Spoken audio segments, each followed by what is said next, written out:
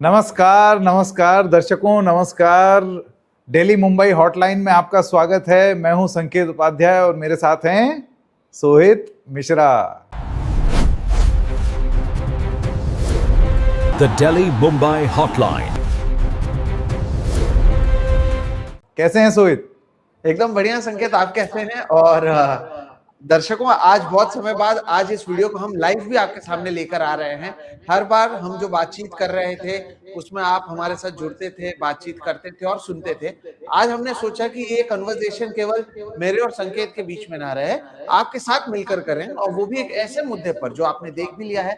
राघव चड्ढा की ओर से जिस तरह से आम आदमी पार्टी को उन्होंने टाटा बाय बाय कर दिया है और अब बीजेपी में वो चले गए हैं, और अकेले नहीं गए हैं, अपने साथ कुल मिलाकर और 6 सांसद राज्यसभा के लेकर गए हैं। इसका किस तरह से इम्पैक्ट होगा, आज इस पर चर्चा तो करेंगे। लेकिन संकेत, जिस तरह से हमने हमारे थंबनेल में भी लिखा हुआ है, पिक्चर अभी बाकी है, तो ये नहीं है कि अभी तक सब कुछ खत्म हो चुका है, या जिस तरह से अब माना जाए कि एक बहुत बड़ा मास्टर स्ट्रोक है या आम आदमी पार्टी को एक बड़ा झटका लग गया है।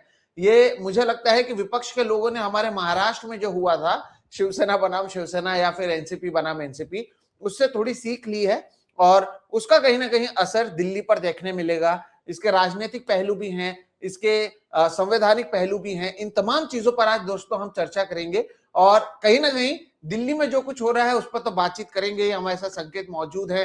वो मुझे लगता है आम आदमी पार्टी के शुरू होने से अब तक की पूरी जर्नी, राघव चड्ढा से लेकर अरविंद केजरीवाल को बहुत नजदीक से उन्होंने देखा है, और बीच बीच में महाराष्ट्र में जो कुछ हुआ उस पर भी हम चर्चा करेंगे। तो आज आपके कमेंट सेक्शन का भी इंतजार रहेगा, और वीडियो खत्म होने से पहले आपके कुछ सवालों को भी हम लेंगे। संकेत, शुरुआत करते हैं इस पूरे मुद्दे से।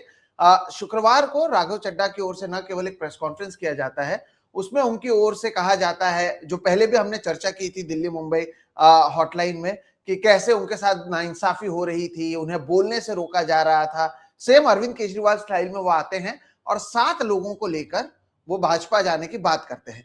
तो संकेत, इसमें एक बात बार बार उनकी ओर से कही जाती है, 2/3 लोग हमारे साथ हैं, 2/3 लोग हमारे साथ हैं। इससे हम शुरुआत करें। ये तो नहीं कह सकते कि किसी को पता नहीं था कि ये होगा। इसके टाइमिंग को पंजाब इलेक्शन से पहले जो ये हुआ है, इसे लेकर और अब तक क्या कुछ हो रहा है, इस पर अगर हम चर्चा की शुरुआत करें। बिल्कुल।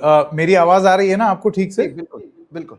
हाँ, तो बहुत बहुत धन्यवाद दर्शकों। आज एक और एक्सपेरिमेंट है, एक प्रयोग किया जा रहा है। अब तक रिकॉर्डिंग करके हम लाते थे, लेकिन अब सोहित मिश्रा और मैं आज आप तक एक लाइव प्रोग्राम लेकर के आएंगे। तो आपके कमेंट्स का भी इंतजार रहेगा। आप कोई भी कमेंट अगर देना चाहें, कुछ बात पूछना चाहें, कुछ बात बताना चाहें, तो आलोचना करना चाहें, तो आपके कमेंट सेक्शन आपके लिए खुला हुआ है। गाली देना चाहें तो आप दे दीजिए, लेकिन उसके बाद फिर हम लोग क्या हश्र करेंगे उस गाली का, वो उसके लिए भी तैयार रहिएगा। सोहित और मैं अपनी अपनी, ये सोहित से ही मैंने आदत सीखी है।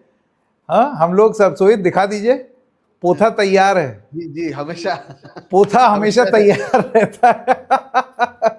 सोहित और मैं अक्सर डायरी खेलते हैं हम लोग अक्सर। हाँ, तो आज ये डायरियां लेकर के आपके सामने भी आ गए हैं।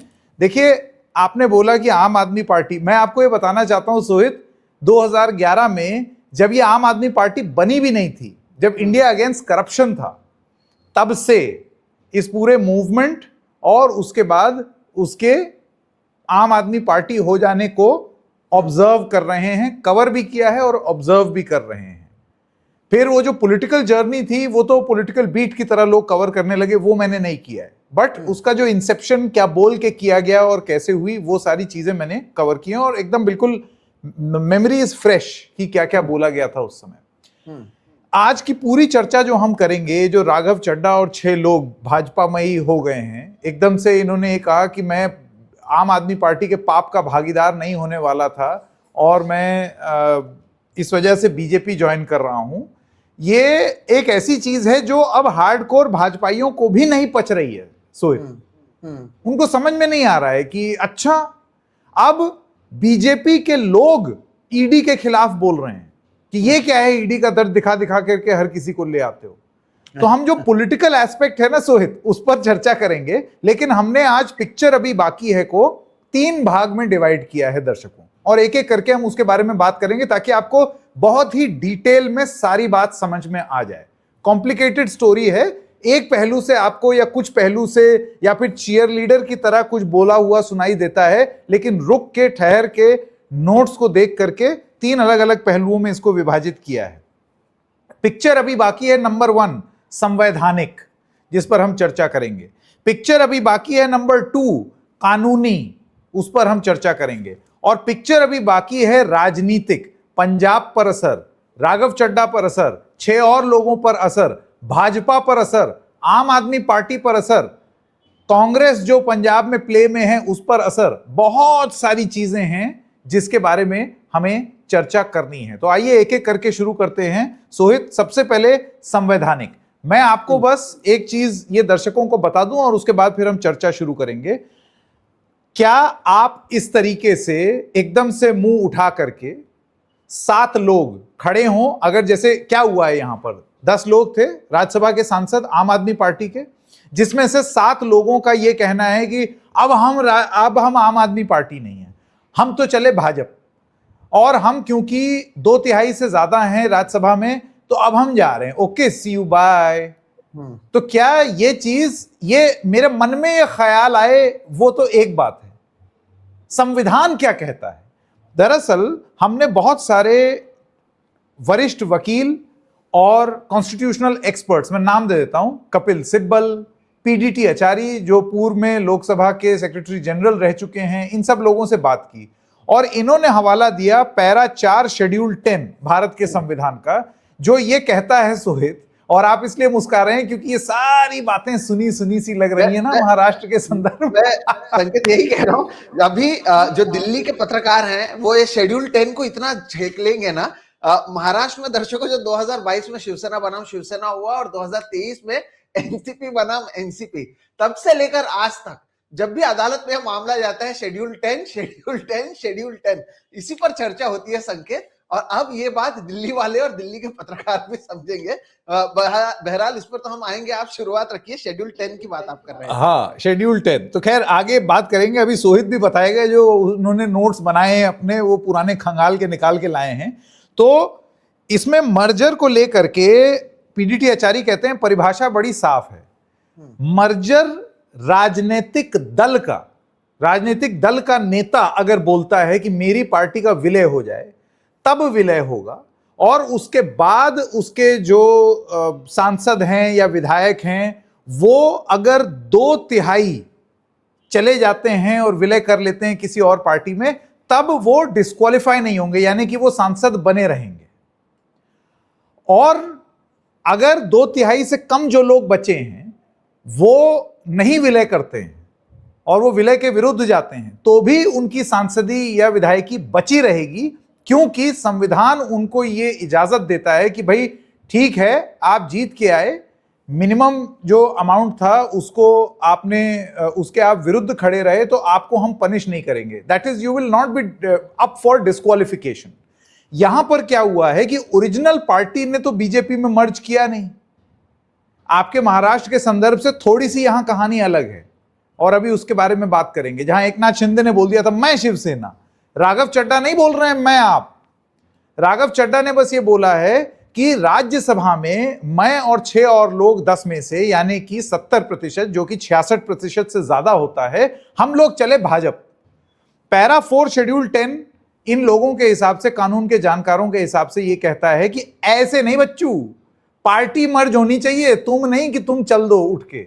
और अगर आपने ऐसा किया तो कानूनी रूप से, संवैधानिक रूप से आपके विरुद्ध डिस्क्वालिफिकेशन की प्रक्रिया शुरू हो सकती है, और आम आदमी पार्टी ने बिल्कुल वही किया है। तुरंत उन्होंने भगवंत मान एक डेलीगेशन लेकर के जाने वाले हैं प्रेसिडेंट से मिलने, जिसमें वो कहेंगे, वो भी क्योंकि ये सारे सांसद बने थे राज्यसभा के, कहां से, पंजाब से, पंजाब के विधायकों ने इनको चुन के भेजा था, तो विधायक लोग अब एक डेलीगेशन लेके जाएंगे कि भाई ये पंजाब की बेइज्जती है, हमारे मैंडेट की बेइज्जती है, तो ये डिस्क्वालिफिकेशन इस आधार पर हो कि राघव चड्ढा को हटाइए, इन 6 लोगों का सदस्यता खत्म करिए। लेकिन सबसे पहला इसका टेस्ट होगा सोहित, राज्यसभा के चेयरमैन सीपी राधाकृष्णन, यानी कि वाइस प्रेसिडेंट ऑफ इंडिया। सबसे पहले वो बताएंगे कि ये सही है या नहीं है। फर्ज कीजिए, क्योंकि ये बीजेपी को सूट कर रहा है, फर्ज कीजिए, मैं कोई सवाल नहीं उठा रहा हूं, फर्ज कीजिए वो बोल दें और सूत्रों के हवाले से ये जानकारी आ गई है कि उनको इसमें कोई दिक्कत दिखाई नहीं दे रही है। फर्ज कीजिए वो एक ट्राइब्यूनल की तरह होते हैं, वो मान जाते हैं कि हां आप लोग बीजेपी में विलय, तो आम आदमी पार्टी अदालत का दरवाजा खटखटा सकती है इस प्रावधान को लेकर के। अब इससे पहले कई बार अदालत के दरवाजे खटखटाए जा चुके हैं, ये ग्रे एरिया है, इसके कानून एकदम सही है, लेकिन कानून के इंटरप्रिटेशन को लेकर के कई बार कई पार्टियां अदालत में गई हैं। और अब हम आते हैं वो फेमस केस जो सोहित ने कवर किया है, बहुत लंबे समय तक कवर किया है, वो है महाराष्ट्र का case on disqualification and merger defection.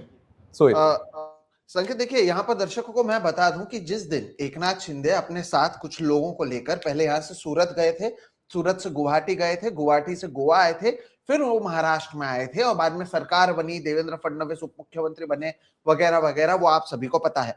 लेकिन संकेत, जिस दिन एकनाथ शिंदे यहाँ से सूरत गए थे, मुझे याद है आप और मैं दोनों एनडीटीवी में थे उस समय, और सबसे पहले उन्होंने जो इंटरव्यू दिया था फोन कॉल पर वो मुझे दिया था, आपको याद होगा, और हमने इसे एक्सक्लूसिव ब्रेक किया था। और उस समय भी एक चीज जो एकनाथ शिंदे डे वन से कह रहे थे कि शिवसेना नहीं टूटी है, असली शिवसेना हम हैं, हम जो हैं एक अलग रूप ले रहे हैं, हम बाला साहेब ठाकरे की लेगेसी को आगे लेकर जाएंगे वगैरह वगैरह। एकनाथ शिंदे डे वन से असली शिवसेना हम हैं क्यों कह रहे थे? क्योंकि ये पूरी चीज करने से पहले उन्होंने शायद राजनीतिक और जो लीगल एक्सपर्ट्स हैं उनसे बात की थी, और ये जो संकेत कह रहे हैं ना शेड्यूल 10, उसमें ये कहते हैं कि 2/3 पार्टी जो है वो जब मर्ज कर जाए तब कहीं ना कहीं आप इसे लीगल मानते हैं। और याद रखिएगा, महाराष्ट्र में 2024 के बाद फिर से चुनाव हो गए, लेकिन शिवसेना बनाम शिवसेना और एकनाथ शिंदे सहित जो लोग वहां पर पहले सूरत गए, गुवाहाटी गए, गोवा गए, उनके डिस्क्वालिफिकेशन का मामला संकेत अब भी अदालत में जारी है। ये बात हमें भूलनी नहीं चाहिए। और यहीं पर जो डिफरेंस आता है दर्शकों, जो आम आदमी पार्टी या राघव चड्ढा ने किया और जो महाराष्ट्र में हुआ शिवसेना के मामले में, या फिर अजित पवार भी अपने आप को असली एनसीपी कहते हैं और एनसीपी पार्टी अजित पवार के पास है, और वो अजित पवार बनाम शरद पवार वाला जो मामला है वो भी अदालत में चल रहा है। अब राघव चड्ढा फंसते यहीं पर हैं, क्योंकि जो संकेत कह रहे हैं संविधान की ओर से तो ये कहा गया है कि 2/3 लोग पूरे पार्टी के मर्जर की बात करें या फिर बतौर पार्टी वो कहें कि नहीं ये सही नहीं हो रहा है, अब हम दूसरा राह लेना चाहते हैं, तब तो इसे वैध माना जाता है। एकनाथ शिंदे ने वही किया कि बतौर शिवसेना हम एक डिसीजन ले रहे हैं कि हम महाविकास आघाड़ी के साथ नहीं रह सकते, कांग्रेस और एनसीपी के साथ नहीं रह सकते, फलाना फलाना उन्होंने कहा, और बतौर पार्टी उन्होंने बीजेपी का समर्थन दिया। और उसके बाद जो चीजें हुई, हालांकि वो अदालत में मौजूद है। और संकेत, जो आप यहां पर कह रहे हैं कि राज्यसभा के जो चेयरपर्सन है, जो हमारे उपराष्ट्रपति भी हैं सीपी राधाकृष्णन, वो इसे एक्सेप्ट कर सकते हैं और फिर ये जो मामला है कोर्ट में जा सकता है, ठीक वही चीज दोस्तों महाराष्ट्र में हुई थी। महाराष्ट्र में एकनाथ शिंदे की ओर से ये कहा गया कि असली शिवसेना हम है, और उसके बेसिस पर यहाँ के जो गवर्नर थे उन्होंने फ्लोर टेस्ट बुलाया। और फ्लोर टेस्ट में क्योंकि उद्धव ठाकरे को उस समय पता था कि उनके पास आंकड़े नहीं है, वो रिजाइन कर देते हैं और फ्लोर टेस्ट नहीं होता है। लेकिन जब यह मामला अदालत में गया तब अदालत ने यही कहा कि सब कुछ गलत था। इनफैक्ट जो गवर्नर की ओर से फ्लोर टेस्ट की मांग की गई या उन्होंने इजाजत दी, उसे भी अदालत ने ऑन पेपर ऑन रिकॉर्ड गलत कहा। लेकिन फिर मामले को रफा दफा करने के लिए उनकी ओर से कह दिया गया कि उद्धव ठाकरे को रिजाइन नहीं करना चाहिए था, वरना हम जो मौजूदा सरकार है उसे बहाल कर देते, यानी उसे कैंसिल कर देते और उद्धव ठाकरे को सरकार में रीइंस्टेट करते। लेकिन उद्धव ठाकरे ने खुद रिजाइन किया, फ्लोर टेस्ट होता तब हम इसे इलीगल मानते। अब ये तो रही बात अदालत में, और अदालत में जैसे कि मैंने कहा अब तक ये पूरा मामला चल रहा है, और यही चीज जो है राघव चड्ढा के लिए एक मुसीबत बन सकती है, क्योंकि बतौर पार्टी तो आम आदमी पार्टी ने यह फैसला नहीं लिया। आज 7 लोग 2/3 नहीं हो जाते। यही बात कपिल सिब्बल कह रहे हैं कि एक पॉलिटिकल पार्टी थ्रू आउट। अब जब एकनाथ शिंदे ने किया था तो उनके साथ 2/3 से ज्यादा विधायक मौजूद थे, 2/3 से ज्यादा सांसद मौजूद थे उस समय के शिवसेना के। हालांकि वो बाद में नंबर आगे पीछे हुए थे, इसलिए डिस्क्वालिफिकेशन है, क्योंकि शुरुआत में केवल 30 लोगों के साथ थे, वो कह रहे थे 50 से ज्यादा है वगैरह वगैरह।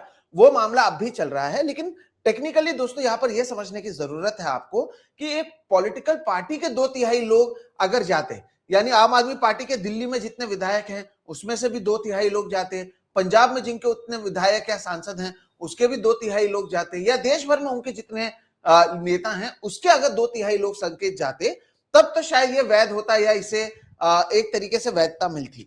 अब यहीं पर आम आदमी पार्टी पहले राष्ट्रपति के पास जाएंगे, उनकी ओर से विरोध किया जाएगा, लेकिन मामला जब अदालत पे जाएगा तब इसी के बात की जाएगी कि ये 7 लोग गए हैं, आम आदमी पार्टी नहीं गई है। पार्टी अब भी तटस्थ है अपने स्टैंड पर, और इसलिए एक लीगल मामला हो जाता है। हालांकि अदालत में क्या होगा पता नहीं, लेकिन यहां पर इसलिए हमने दर्शकों यहां पर जो टाइटल रखा है, पिक्चर अभी बाकी है, क्योंकि शिवसेना वाले केस में और राघव चड्ढा वाले केस में एक जमीन आसमान का फर्क है। असली शिवसेना की अगर आप पॉलिटिकल पार्टी के सिंबल देखेंगे तो उद्धव ठाकरे जिनके पिताजी ने शिवसेना को फॉर्म किया था उनके पास मौजूद नहीं है, वो एकनाथ शिंदे के पास मौजूद है।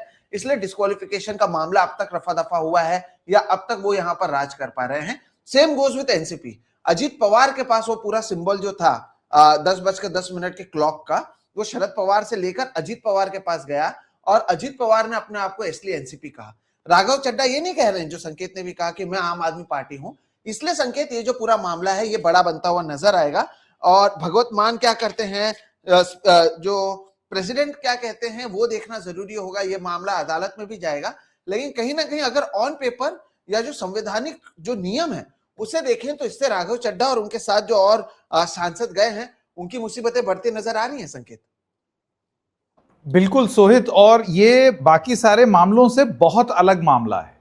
जो हमने डिफेक्शन के मामले देखे हैं या जो हमने बदलाव के मामले देखे हैं, जैसे कि ये जितने भी आपने केसेस बताए, वो खास तौर से महाराष्ट्र, जो तो आप ये समझिए प्रयोगशाला थी of defection, of anti defection rule, of court proceedings, जैसे कि एनसीपी हो या शिवसेना हो। लेकिन इन दोनों ही केसेस में बीजेपी वाले नहीं हो गए। ऐसा नहीं हुआ कि एकनाथ शिंदे ने बीजेपी ज्वाइन कर ली, उन्होंने ये बोला कि मैं असली पार्टी। राघव चड्ढा का सबसे प्रिंसिपल पॉइंट ऑफ डिफरेंस ये है कि वो ये दावा ही नहीं कर रहे। उन्होंने कहा है कि बस मैं 7 लोगों को लेकर के बीजेपी में विलय कर रहा हूं।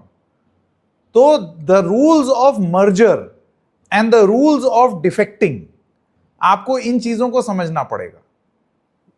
क्या है ना, जैसे कि सोहित ने अभी समझाया, whether it was Ajit Pawar और इट वॉज एकनाथ शिंदे, दोनों ने हम पार्टी हैं और वो पार्टी आज भी जिंदा है एक ब्लॉक की तरह, वो उसको उन्होंने उस तरीके से प्रेजेंट किया है। राघव चड्ढा और 6 और लोग एक ग्रुप बना करके राज्यसभा के 10 सांसदों में से 7 लोग बीजेपी में चले गए हैं। अब ये सबसे पहला इसका ट्रायल होगा चेयरमैन सीपी राधाकृष्णन। अगर वो एक, अब यहां पर वो सिर्फ राज्यसभा चेयरमैन ही नहीं, वो एक ट्राइब्यूनल का काम करते हैं, यानी कि वो एक जज हो गए सोहित। अब जज साहब बैठ करके ये देखेंगे कि इसमें कोई नियम का उल्लंघन तो नहीं हुआ है। फर्ज कीजिए, बहुत सारे जो एक्सपर्ट्स हैं उनका ये कहना है कि कॉन्स्टिट्यूशनली ये पॉसिबल नहीं है और डिस्क्वालिफिकेशन का केस है ये। फर्ज कीजिए वो ये मानते हैं नहीं, डिस्क्वालिफिकेशन का केस नहीं है, बीजेपी में वो उनका विलय, then this matter becomes legal. फिर मामला लीगल है। फिर ये पूरा मामला जो है ये आप ये समझ लीजिए कि ये जाएगा अदालतों में। बट जब तक अदालत खेला जाएगा, आप समझ रहे हैं, ये भी एक डायनामिक्स है जो अभी आपने समझाया। महाराष्ट्र का मामला अदालत में चल रहा है, अब उस पर जब सुनवाई होगी या जब फाइनल डिसीजन आएगा, इतने में तो सत्ता का लाभ भोग लिया ना आपने, इतने में तो हो गया। तो उसी तरीके से यहां पर राघव चड्ढा एंड कंपनी, या फिर वो और जो अब बातें हो रही हैं, जो हम पिक्चर अभी बाकी है कि पॉलिटिकल भाग में जिसके बारे में बात करेंगे, पंजाब पर इंपैक्ट, पंजाब के एमएलएस पर इंपैक्ट, पंजाब में सरकार तोड़ने की जो बातें हो रही हैं, वो सारी चीजें बाद में आएंगी। और वो सारी गतिविधि आपके लीगल के चक्कर में वो पीछे से होती रहेंगी। तो आप ये समझ लीजिए कि वो भी इस केस में होता रहेगा। बट कायदे से आप कानून से चलें तो यहां पर कानून ये कहता है, बहुत सारे जानकारों का यह मानना है कि this is a fit case for 7 disqualifications from the Rajya Sabha of these ex Aam Aadmi party MPs. ये है कॉन्स्टिट्यूशनल मामला। बिल्कुल। और संकेत यही आपको समझना होगा कि ये जो डिस्क्वालिफिकेशन की बात आप कह रहे हैं, और ये मामला अदालत में ही जाएगा, ये आप समझ कर चलिए, क्योंकि भारतीय जनता पार्टी में शामिल हो रहे हैं। और अगर हम इतने नाइव होकर सोचें कि सीपी राधाकृष्णन जी, और ये भी इससे पहले महाराष्ट्र के स्पीकर थे और महाराष्ट्र के गवर्नर थे, और महाराष्ट्र के गवर्नर के रोल को लेकर जब से भगत सिंह कोश्यारी महाराष्ट्र के गवर्नर थे, जब ये पूरा इशू की शुरुआत हुई थी, शिवसेना वर्सेस शिवसेना या शिंदे वर्सेस ठाकरे, तब से ही हमें पता है कि गवर्नर का रोल या अब इस पूरे मामले में चेयरपर्सन का रोल, चेयरमैन का रोल कितना महत्वपूर्ण हो जाता है। और यहाँ पर गवर्नर ने एक तरीके से, जिस तरह से भगत सिंह कोश्यारी की ओर से फैसला लिया गया था, उसे चैलेंज किया गया। और आज तक महाराष्ट्र में भगत सिंह कोश्यारी को याद रखा जाता है कि कैसे उन्होंने साइड ले ली थी। और यहाँ पर अगर आप एक्सपेक्ट करें कि यहाँ पर साइड नहीं ली जाएगी, तो ये मुझे लगता है अब तक जितने भी उदाहरण सामने आए हैं उससे तो ऐसा ही लगता है कि इन्हें एक सेफ रास्ता कम से कम राज्यसभा में मिल जाएगा।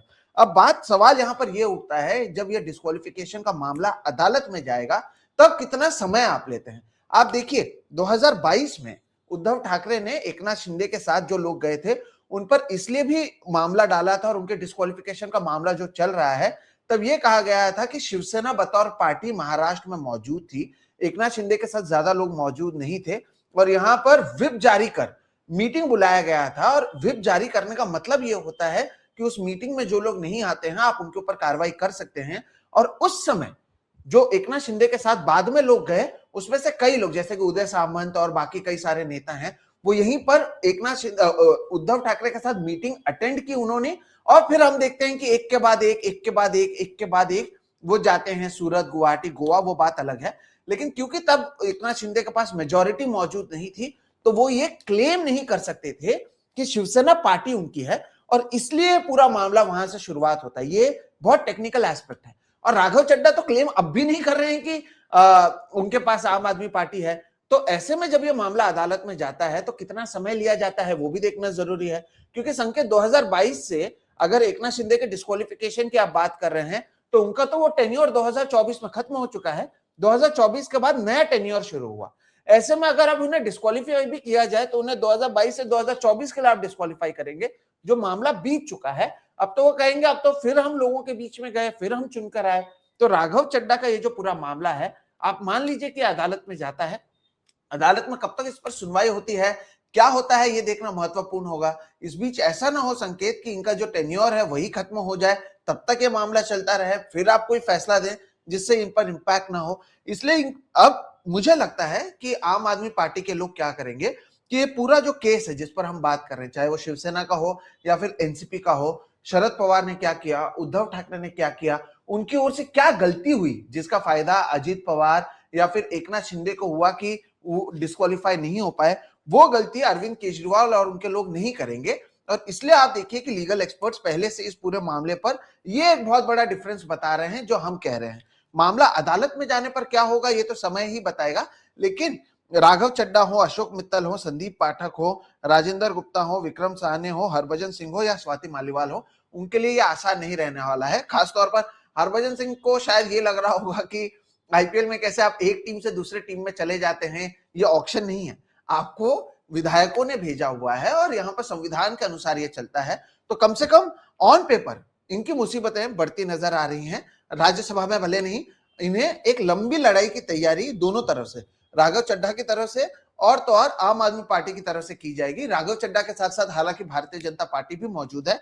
तो ये पूरी लड़ाई जो है ये लंबी चलने वाली है और पिक्चर अभी खत्म नहीं हुआ है। अरविंद केजरीवाल अब बैकडोर्स पर शिवसेना और एनसीपी की पूरी जो अभी तक की लड़ाई रही है 2022 से लेकर अब तक, कोर्ट ने क्या ऑब्जर्वेशन दिया है, उसका वो कैसे फायदा उठा सकते हैं। क्योंकि शिवसेना की जो लड़ाई थी वो पहली सुनी गई थी इतने बड़े पैमाने पर, जहां पर लाइव टीवी में चीजें हो रही थी, सरकारें बदली जा रही थी, एक एक्सपेरिमेंट हुआ था कि बीजेपी को विपक्ष में रखकर भी सभी लोग साथ में आ सकते हैं, और फिर पार्टी को तोड़ा गया और पार्टी के पार्टी वहां पर मौजूद है।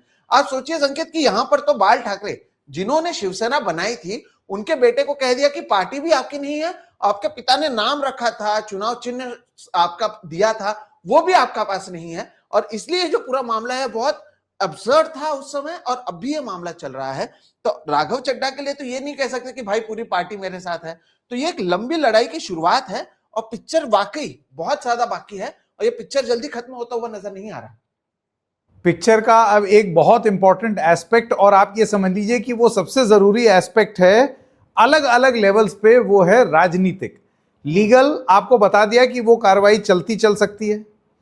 कॉन्स्टिट्यूशनल आपको पोजीशन हम लोगों ने बता दी कि पिछले और इसमें क्या फर्क है। आप पॉलिटिकल एस्पेक्ट्स पर सोहित बात करते हैं और सिर्फ एक लोगों को प्राइमर देने के लिए कि किन किन बिंदुओं को हम यहां पर उजागर करेंगे। सबसे पहली बात पंजाब पर असर, दूसरी बात राघव चड्ढा पर असर, राघव चड्ढा द पर्सनैलिटी उस पर असर, पंजाब पर असर, तीसरी बात ये जो और +6 में हैं संदीप पाठक, विक्रम साहनी, स्वाति मालीवाल प्लस अशोक मित्तल, जिनके यहाँ ईडी की मैनिकल्ला उगडीले के, और फिर वो जैसी बीजेपी में आए तो ईडी की गाड़ी रुक गई।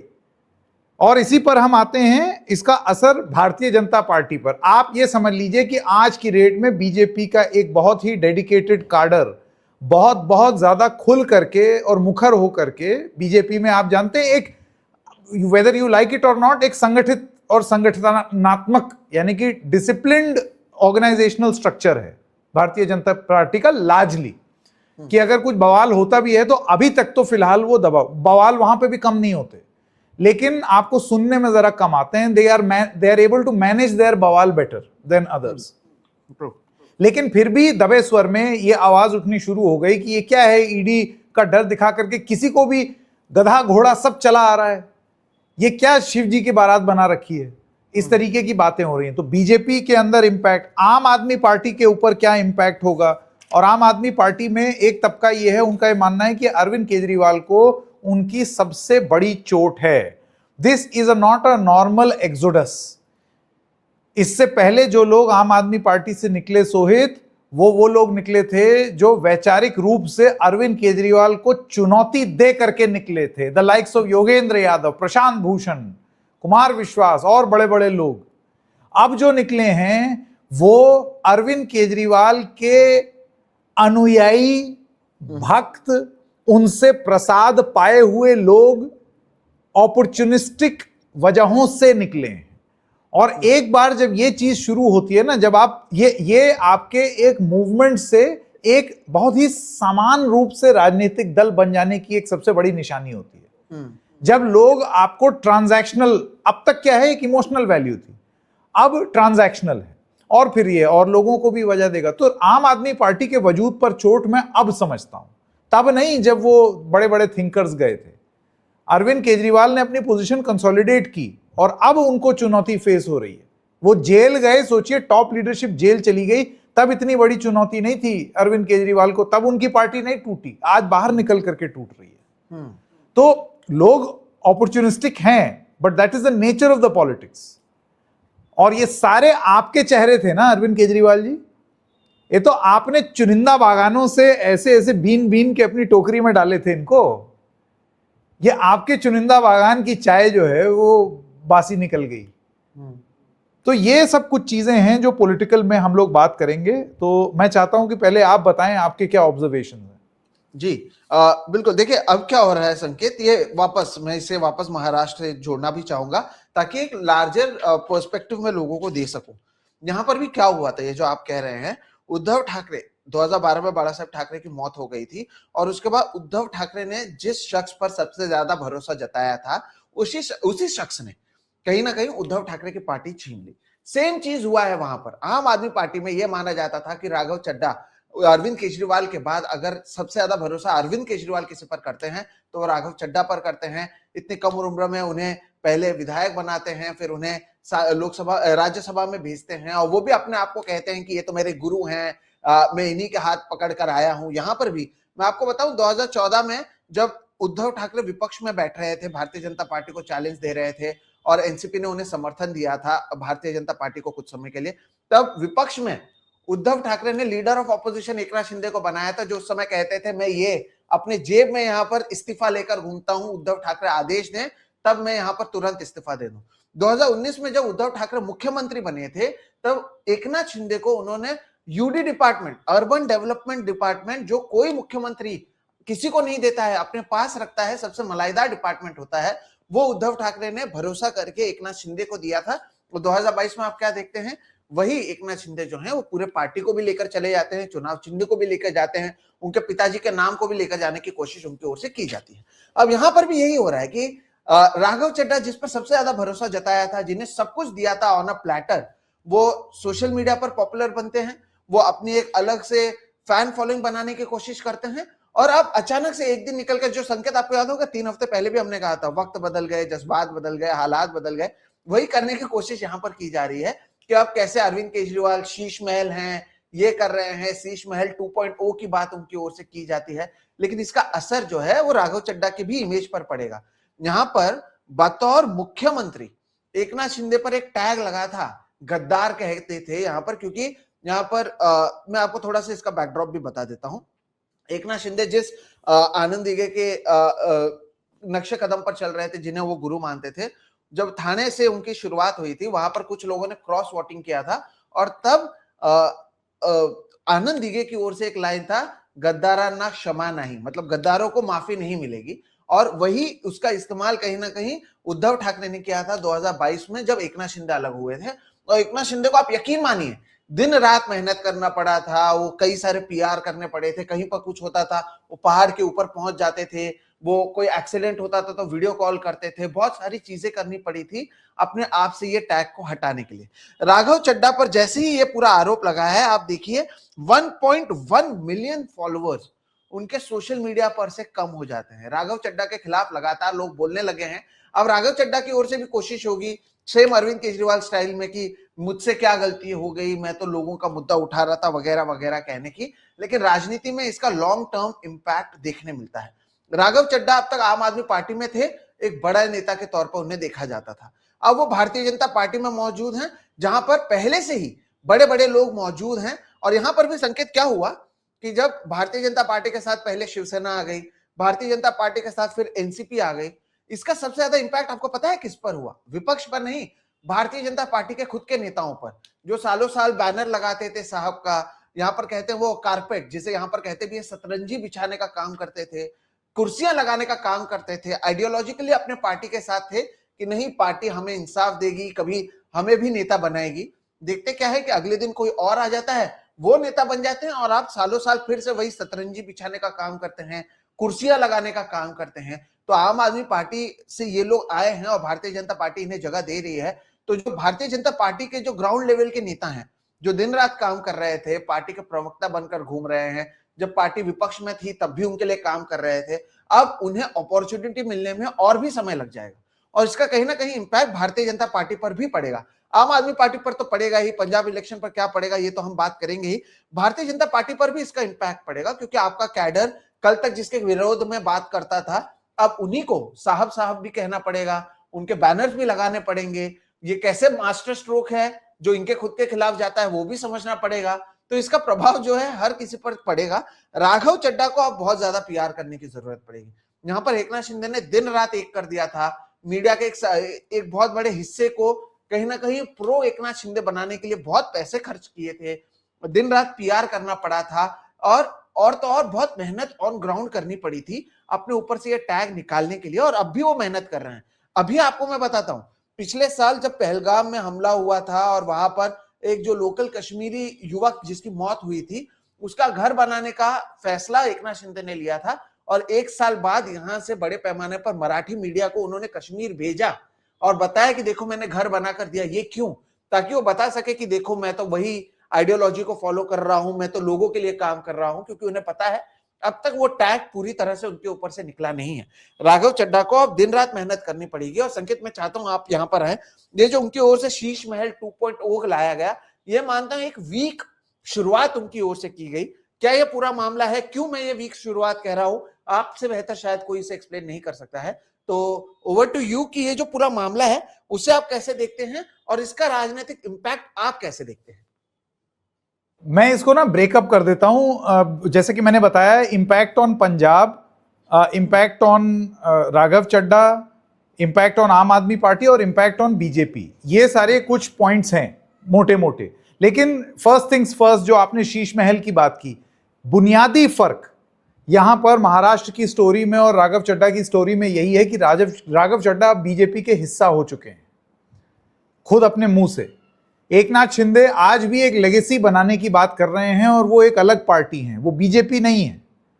यहां तक कि बहुत सारे ऐसे लोग जिनको सॉफ्ट लैंडिंग करनी होती है और बीजेपी में नहीं जाते हुए दिखना चाहते हैं, वो शिवसेना शिंदे को ज्वाइन कर लेते हैं।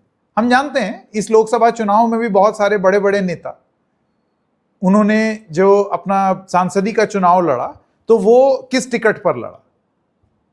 तो इस तरीके से एक ऑप्शन, एक ग्रे एरिया अपने लिए खोल करके, ये राजनीतिक परिपक्वता कह लीजिए या कुछ भी कह लीजिए, यहां पर ये भाई साहब अब बीजेपी के हो गए हैं।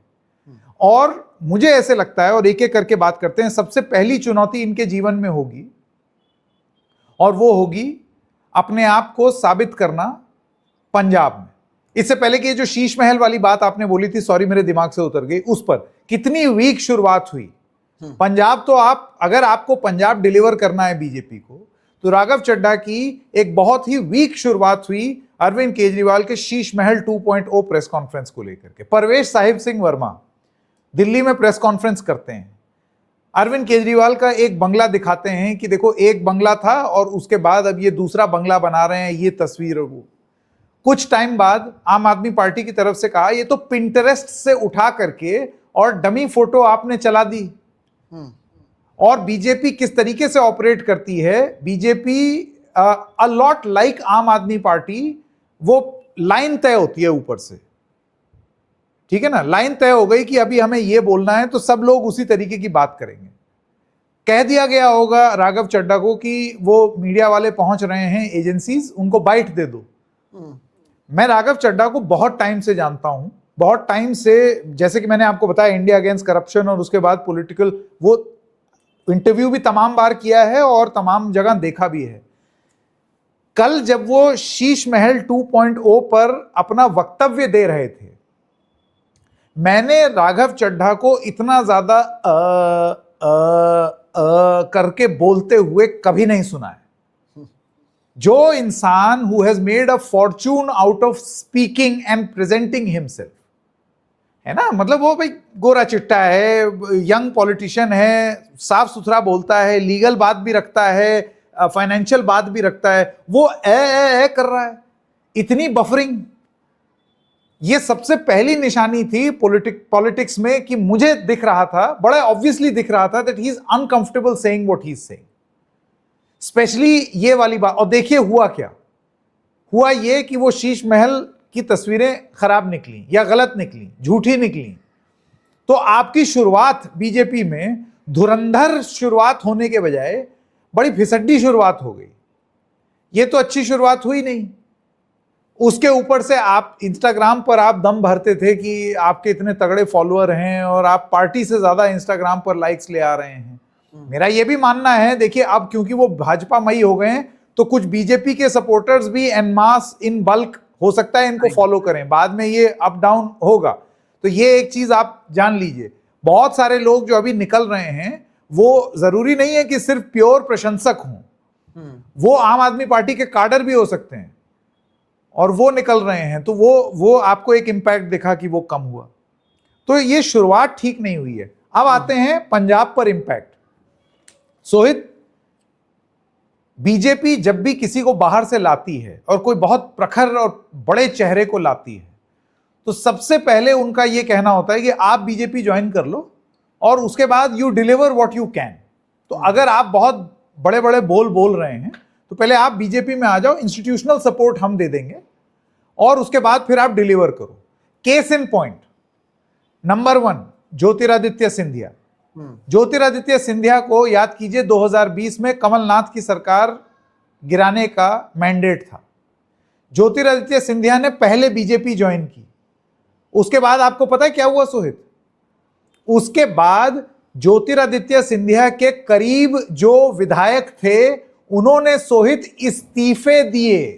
They did not stick on, क्योंकि कानून इस बात की इजाजत नहीं देता। उन्होंने इस्तीफे दिए, सरकार गिरी फ्लोर टेस्ट में, उसके बाद फिर री इलेक्शन हुआ और बाय इलेक्शन जीत करके ये लोग भाजपाई होकर के आए और तब फिर बीजेपी की सरकार बन गई। केंद्र में ज्योतिरादित्य सिंधिया मंत्री बन गए। यानी कि एक कांग्रेस का या विपक्ष का एक आदमी इंपोर्ट किया और बीजेपी की रणनीति ये थी कि सिर्फ तुम्हें इंपोर्ट ही नहीं करेंगे, deliver on the goods. Jyotiraditya Scindia कर गए। इसके बाद ये फॉर्मूला राजस्थान में भी लगाने की कोशिश की थी। याद कीजिए 2022, याद कीजिए बाड़ेबंदी राजस्थान में जो अशोक गहलोत ने कर दी कांग्रेस के एमएलएस की, और फिर कुछ कांग्रेस एमएलएज और एक और सज्जन जिनको नाकारा और निकम्मा बोला अशोक गहलोत ने, वो बीजेपी के सौजन्य से मानेसर के बड़े जबरदस्त और 5 स्टार गेस्ट हाउस में, मानेसर यानी हरियाणा में किसकी सरकार थी? भाजपा की पुलिस, भाजपा की हॉस्पिटैलिटी में कांग्रेस के एमएलएज और कांग्रेस का एक बड़ा नेता जिसको अशोक गहलोत ने नाकारा और निकम्मा बोला, उनको यह जिम्मेदारी दी गई कि लाओ तोड़ के 30-35 लोग, नहीं ला पाए। क्यों? क्योंकि टक्कर अशोक गहलोत से हो गई। अशोक गहलोत ने अपनी बाड़ेबंदी कर दी, तो इस चक्कर में वापस घर को आ गए। जिनकी बात हो रही है उनका नाम है सचिन पायलट।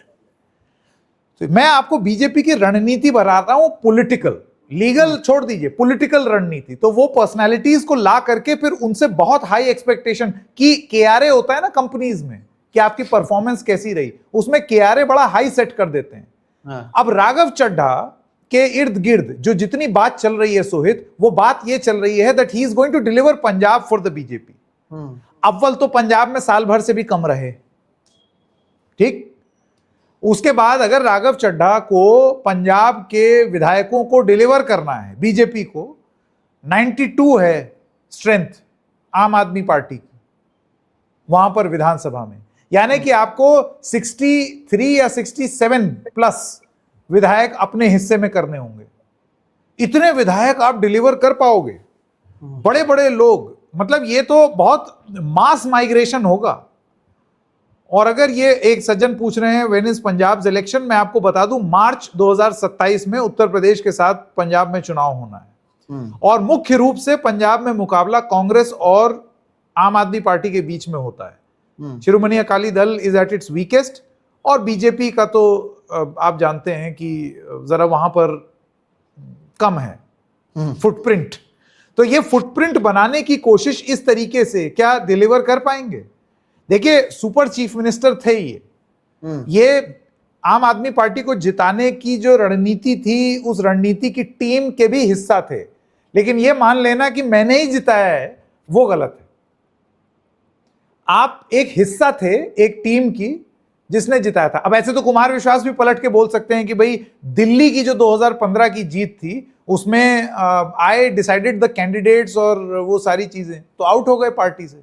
पार्टी उसके बाद भी चलती रही, 2020 में भी जीती दिल्ली। तो has Raghav Chadha oversold his position कि मैं ये डिलीवर कर दूंगा? अव्वल तो उन्होंने ये प्रॉमिस किया भी है या नहीं, और दूसरी चीज अगर किया है तो डिलीवर कैसे कर पाओगे भाई? क्योंकि अगर आपने कर दिया, ये अपने आप में एक करिश्मा हो जाएगा। 63-65 विधायक टूट करके और भाजपा हो जाएं, यानी कि तब सही मायने में आम आदमी पार्टी के इलेक्टेड रिप्रेजेंटेटिव सिर्फ आप तक ही नहीं, मतलब अलग अलग एक असेंबली में भी टूट करके बीजेपी में विलय हो जाएगी। और ये ज्योतिरादित्य सिंधिया के केस में नहीं हुआ था क्योंकि वो कम थे, वो 2/3 से कम थे, तो उन्होंने इस्तीफा दिया और चुनाव लड़ा। तो क्या ये लोग इस्तीफा देकर के चुनाव लड़ेंगे? कौन लड़ता है? अभी तो चुनाव होना ही है साल भर में। तो ये एक सबसे बड़ा टेस्ट होने वाला है जो इससे पहले कोई पूरा कर नहीं पाया है इन रीसेंट पब्लिक मेमोरी। तो क्या राघव चड्ढा कर पाएंगे या नहीं? एक ऐसे वक्त में जब उनके फॉलोअर कम हो गए, एक ऐसे वक्त में जब उनकी शुरुआत ही बहुत खराब हुई है शीश महल पार्ट 2 को लेकर के। ये सारी चीजें हैं कुछ राघव चड्ढा द पर्सनैलिटी के ऊपर। इसके अलावा आप जानते हैं अशोक मित्तल, संदीप पाठक हैं, उनको चाणक्य बोला जाता था आम आदमी पार्टी का। अब चाणक्य खुद ही चल दिया। अब आपको क्या लगता है कि चाणक्य भाजपा में चाणक्य नीति लगा पाएगा? आपको लगता है? वहां और बड़े चाणक्य बैठे हुए हैं, संदीप पाठक और ये लोग जो हैं। अब आप ये समझ लीजिए कि ये बीजेपी के बॉल बेयरिंग में अब ये लोग बस रम गए। और उसके बाद फिर अब जो बीजेपी तय करेगी कि अब तुम यहां खड़े हो जाओ, अब तुम ऐसे करो, वो आप उस तरीके से ऑपरेट करोगे। अब आपका डंका वैसे नहीं बजेगा जो आपने एक वक्त में बजा लिया। और हाशिए पर तो ये थे ही आम आदमी पार्टी में। अशोक मित्तल बिजनेसमैन आदमी, lovely professional university, Sohit businessman आदमी को अगर आप अपनी पार्टी में लाएंगे इस अभिलाषा से कि वो पैसा देगा पार्टी को, चुनाव जीतने में पार्टी के पास पैसा ही पैसा होगा बाबू भैया, तो फिर बिजनेसमैन बिजनेस के नियम से चलता है। बिजनेसमैन अपना फायदा देखता है। वो राज्यसभा आया पैसा दे करके ताकि उसका रुतबा बने, फिर जब ईडी की रेड हुई तो उसके बाद फिर वो कहीं और का हो लिया। ये तो बिजनेसमैन का, ये तो वो उसके उसूल और आदर्श हैं भाई। वो थोड़ी आपकी आइडियोलॉजिकल फाइट लड़ेगा। ये मैं अभी अपनी वाणी को विराम इसलिए यहां देना चाहता हूं, वरना बहुत लंबा टेड टॉक हो जाएगा। बीजेपी और आम आदमी पार्टी के लिए क्या क्या बातें हैं वो हम विल सर्कुलेट द कॉन्वर्सेशन, पर आपके विचार जानना चाहता हूं।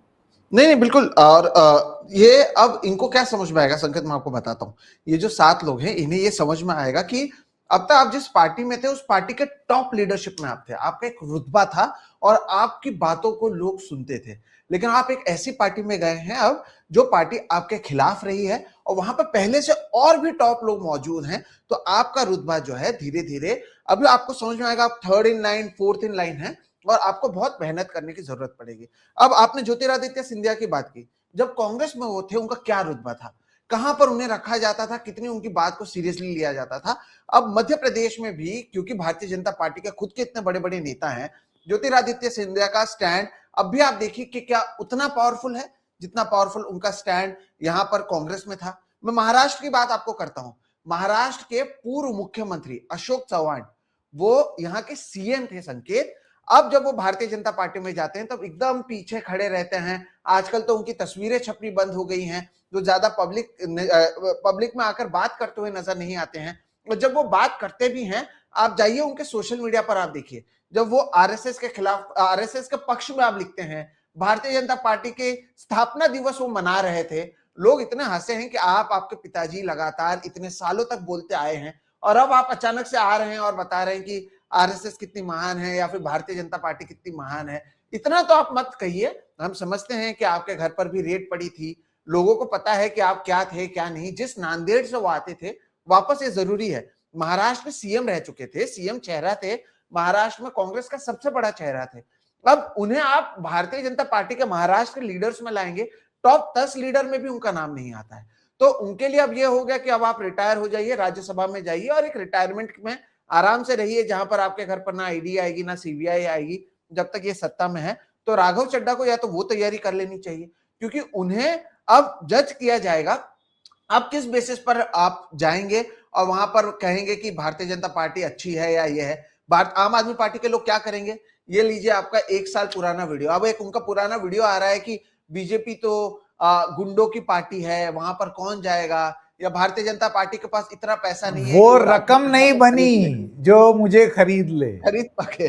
तो अब आपके ही वीडियोस को, आपके ही इन बयानों को आपके खिलाफ इस्तेमाल किया जाएगा। और आप कैसे ये अपेक्षा रखते हैं कि रातों रात लोग विश्वास कर ले कि कल तक जिसके लिए अरविंद केजरीवाल उनका गुरु, उनका भगवान, उनका सब कुछ था, अब वही अरविंद केजरीवाल भ्रष्टाचार में लिपटा हुआ है, वही अरविंद केजरीवाल शीश महल में रहता है, वही अरविंद केजरीवाल सब कुछ है और सब कुछ खराब है। और जिस नरेंद्र मोदी या जिस भारतीय जनता पार्टी को कल तक वो सबसे बड़ा गुंडों की पार्टी या इतनी रकम उनके पास नहीं है कि मुझे खरीद सके कहने वाला आदमी था, रातों रात आप ये एक्सपेक्ट कर लें कि पंजाब हो या फिर दिल्ली के लोग हो, वो अचानक से विश्वास करने लगे कि अच्छा नहीं ठीक है, ये सारी बातें होती रहती हैं। और अब जो राघव चड्ढा कह रहा है, यानी शुक्रवार से जो राघव चड्ढा कह रहे हैं वो बिल्कुल सही है। उससे पहले जो राघव चड्ढा कह रहे थे उन्हें गंभीरता से लेने की जरूरत नहीं है। इतना आसान नहीं होता है। आपको कहीं ना कहीं मैं यहां पर यह भी बताना चाहूंगा कि एकनाथ शिंदे जब गए थे तो उनके पास एक नैरेटिव था, वो नैरेटिव था हिंदुत्व का नैरेटिव लेकर कहीं ना कहीं उन्होंने कहा कि अरे ये हिंदुत्व के खिलाफ जा रहे थे, हम बाला साहेब ठाकरे के हैं, हम उनकी विचारधारा को आगे लेकर जाएंगे। भारतीय जनता पार्टी, हमारा नेचुरल अलायंस जो है वो बीजेपी के साथ बैठता है। आप तो ये भी नहीं कह सकते, आपने तो शुरुआत इसी पार्टी के साथ की है, आप तो लगातार आरोप लगाते रहे हैं। 2015 के आपका बयान ले लीजिए, 17 के आपका बयान ले लीजिए, राज्यसभा में। अच्छा संकेत, आप देखिए, आप अब आज से 2 महीने पहले ये राज्यसभा में बयान देते हैं, भाषण देते हैं और खुद वायरल भी कराते हैं कि मैं चाहता हूं कि राइट टू रिकॉल होना चाहिए। और उसमें ये कहते हैं कि लोगों को, वोटर्स को ये अलाउ करने दिया जाना चाहिए कि अगर उनका रिप्रेजेंटेटिव सही से परफॉर्म नहीं कर रहा है तो उनके टर्म को खत्म करने से पहले ही उन्हें रिकॉल करने की ताकत लोगों के पास होनी चाहिए। अब कायदे से अगर यही इनके ही बयान इन्हीं के खिलाफ इस्तेमाल करें तो राज्यसभा में आपको भेजा तो आम आदमी पार्टी ने था, पंजाब के आम आदमी पार्टी के विधायकों ने भेजा था, तो राइट टू रिकॉल तो उनके पास भी होना चाहिए। भगवंत मान ने तो मजाक में कहा भी कि जब मैं राष्ट्रपति के पास जाऊंगा मैं इसी राइट टू रिकॉल की बात करूंगा कि हम लोगों ने भेजा था, अब हम राइट टू रिकॉल का इस्तेमाल करना चाहते हैं, जिसे कहीं ना कहीं राघव चड्ढा इंट्रोड्यूस करने की बात कर रहे थे। तो राघव चड्ढा के अपने पिराने वाले उस बयान पर टिके रहेंगे। ये इतना फनी होता है, हर बार चुनावों के पहले होता है, और ये एक तरीके से दर्शाता भी है कि हमारा लोकतंत्र, हम जिस डेमोक्रेसी की बात करते हैं वो कितने पानी में है, ये उसकी असलियत क्या है संकेत। लेकिन अब कहीं ना कहीं जो वीडियोस भारतीय जनता पार्टी के खिलाफ राघव चड्ढा और इन तमाम लोगों ने इस्तेमाल किए थे, अब उसका इस्तेमाल आम आदमी पार्टी करेगी इस पूरे चुनाव में, और फिर यही बात पर ये पूरा चुनाव भी लड़ा जाएगा कि, और देखिए आप आम आदमी पार्टी के बारे में एक चीज जो उन्होंने पहले दिन से की, उन्होंने पहले दिन से क्या कहा, उन्होंने कहा भारतीय जनता पार्टी ने एक बार फिर से पंजाब के साथ गद्दारी की, एक बार फिर से पंजाब के साथ नाइंसाफी की, क्योंकि वो 3 कृषि कानून वाली बात लोगों को भूलने नहीं देना चाहते हैं, और फिर से बताना चाहते हैं कि देखो इन्होंने आपके सांसदों को भी तोड़ा है। तो ये पूरा जो नैरेटिव का खेल है ना, अब ये पूरा साल भर चलने वाला है। और राघव चड्ढा को अब प्रेस कॉन्फ्रेंस में भी आप देख लीजिए, शुक्रवार को कितने सवाल लिए उन्होंने कि नहीं नहीं अब तो हम बात करेंगे, नहीं नहीं अब तो हम करेंगे। जब आप प्रेस कॉन्फ्रेंस में ओपनली लोगों से सवाल भी नहीं लेंगे ना, तब आप एक डिफेंस मोड में चले जाते हैं, जबकि आम आदमी पार्टी फिलहाल एक अटैकिंग मोड में नजर आ रही है। तो आप डिफेंस कैसे करते हैं, आपकी स्ट्रैटेजी क्या होती है, आप अपने पुराने बयानों को कैसे जस्टिफाई करते हैं, आपको कब लगा कि अरविंद केजरीवाल सबसे करप्ट हैं? अच्छा, जब तक आपको राज्यसभा का नेता बनाए रखा था तब तक तो आपको अरविंद केजरीवाल करप्ट नहीं लगे।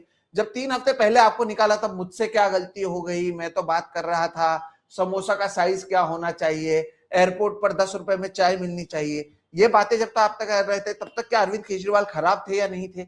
या फिर अब अरविंद केजरीवाल अचानक से जब आपको निकाला तब खराब हो गए? ये सारी बातें जो हैं, ये पूरा नैरेटिव इस पर बिल्ड होता है। ये जो मैं और आप बात कर रहे हैं और जो लोग यहाँ पर सुन रहे हैं वो भी तो इन बातों को याद रखेंगे। पुराने वीडियोस आपके व्हाट्सएप पर तो घूमेंगे और जो बातें हम कह रहे हैं वो भी घूमेंगे, और इस पर जब चुनाव लड़ा जाएगा तो नैरेटिव किसका स्ट्रांग रहता है ये देखना बहुत जरूरी होगा। आप देखिए 2022 का मैं वापस से बात करता हूं, उद्धव ठाकरे अलग हुए, शिवसेना शिंदे अलग हुई, उसके बाद एक बाइपोल हुआ था यहीं पर अंधेरी ईस्ट में, और वहां पर उद्धव ठाकरे को जब नया चुनाव चिन्ह दिया गया था, बीजेपी वो सो स्मार्ट, उन्होंने उस चुनाव में अपना प्रत्याशी नहीं उतारा, क्योंकि उन्हें पता था कि ऐसा नहीं दिखना चाहिए कि ये जो 2 पार्टियां अलग हुई और उसके बाद चुनाव हुआ तो उद्धव ठाकरे की जीत हुई। उसके बाद 2024 में भी जब लोकसभा का चुनाव हुआ तब भी लोगों का सेंटिमेंट उद्धव ठाकरे के पास था, और आप देखिए महाराष्ट्र में 48 में से 31 जो एमपीज चुनकर आए थे, सेकंड लार्जेस्ट एमपीज लोकसभा में महाराष्ट्र से आता है, वो ऑपोजिशन से आया था, उद्धव ठाकरे के फेस वैल्यू पर भी आया था, और इसका इंपैक्ट नरेंद्र मोदी को 2024 के लोकसभा में झेलना पड़ा। तो ऐसे में 1 साल पहले आप अचानक से आम आदमी पार्टी के स्टार प्रचारक और स्टार नेताओं को लेकर आएंगे और अब वो भारतीय जनता पार्टी के स्टार प्रचारक और स्टार नेता बन जाएंगे, तो ये एक अननेचुरल अलायंस कम से कम अभी जब मैं और संकेत बात कर रहे हैं तब तो नजर आ रहा है। और लॉन्ग टर्म में किस तरह से आप नैरेटिव रखते हैं ये देखना जरूरी होगा। लेकिन पिंटरेस्ट की तस्वीरों को लेकर अगर आप इसकी शुरुआत करेंगे तो ये बहुत कमजोर शुरुआत है संकेत, कम से कम अभी भारतीय जनता पार्टी और राघव चड्ढा की ओर से। अभी वो नेचुरली कैसे भारतीय जनता पार्टी के हो गए ये नहीं दिखा पाए, वो हिमंता बिस्वा शर्मा नहीं है कि रातों रात बीजेपी से ज्यादा कट्टर बीजेपी वाले वो बन गए और लोगों ने उन्हें मान भी लिया था। तो राघव चड्ढा के लिए एक बहुत बड़ी चुनौती होगी कि आप अपना मॉडर्न चेहरा भी रखना चाहते हैं, अपने आप को कहीं ना कहीं प्रो जनता भी बताना चाहते हैं और अपने गुरु के खिलाफ भी बात करना चाहते हैं, तो इतना मंकी बैलेंसिंग करना मुझे नहीं लगता कि आसान रहने वाला है संकेत। अरे सोहेत, ये नेता हैं जो लोगों को ये लगता है, देखिए बहुत पहले ये बात कही जाती थी कि नेताओं, बिना विचारधारा का नेता और विचारधारा वाला पत्रकार, ये दोनों ही गलत हैं। अभी उल्टा हो गया है, अभी नेता बिना विचारधारा के हैं और मतलब जर्नलिस्ट को देखिए, ओ हो, मतलब इतनी तो विचारधारा आम आदमी पार्टी वालों को नहीं पता होगी जितनी इमोशनली इन्वॉल्व और लोडेड स्टेटमेंट कहो, स्प्रे पेंट लेके गद्दार उद्दार लिख दें घर के बाहर, जैसे वो चक दे इंडिया में वो छोटा सा बच्चा नहीं था जिसने कोच कबीर खान के घर के बाहर लिख दिया था, वो तो हाल पत्रकारों का हो रखा है। हर इकोसिस्टम अपनी अपनी गोदी मीडिया लेकर के घूमता है, आम आदमी पार्टी की भी गोदी मीडिया है। ये लोगों को अगर नहीं पसंद आती बात तो मैं यहां पर I am not here to please people. आप बीजेपी पर अगर गोदी मीडिया लगाने का आरोप लगाते हैं और उसके विरुद्ध बोलते हैं तो आप आम आदमी पार्टी की भी गोदी मीडिया को पहचानिए, पहचानिए, वो आपको दिख जाएगा, बहुत ऑब्वियसली दिख जाएगा। भयंकर रूप से हर्ट हैं आज।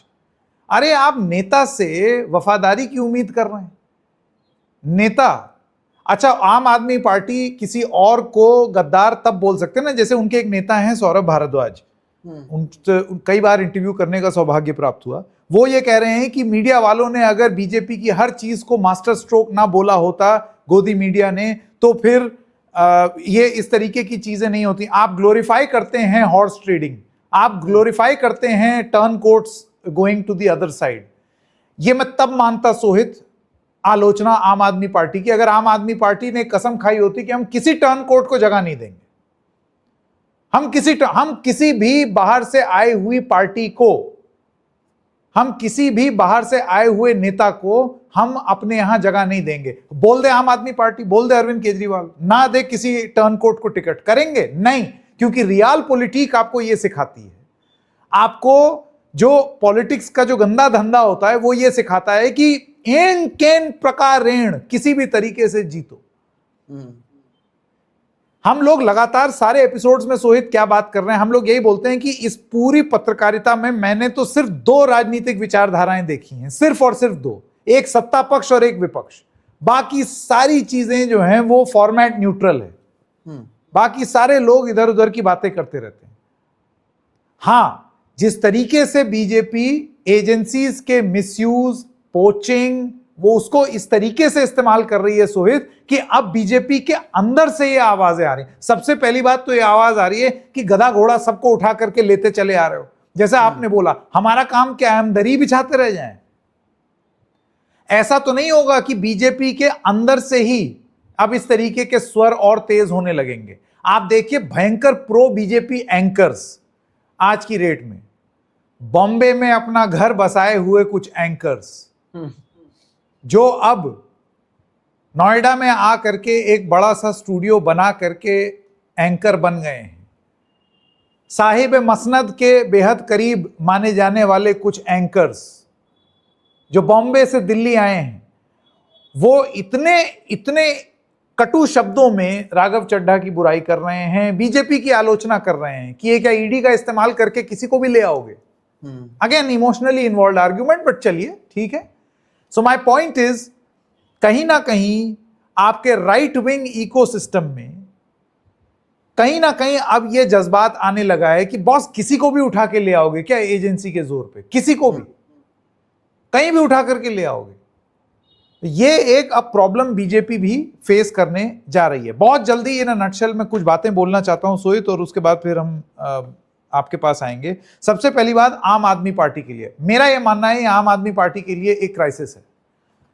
हालांकि ये लोग बहुत टाइम से बिदके हुए थे और दूसरी तरफ जा रहे थे, छिटक रहे थे, फिर भी क्राइसिस है। जैसे कि मैंने इन नटशेल बताने की कोशिश की थी, पहले जो लोग गए थे वो आइडियोलॉजिकली आपसे अलाइन नहीं हुए क्योंकि आपने अपने आप को सबसे ऊपर करना चाहा।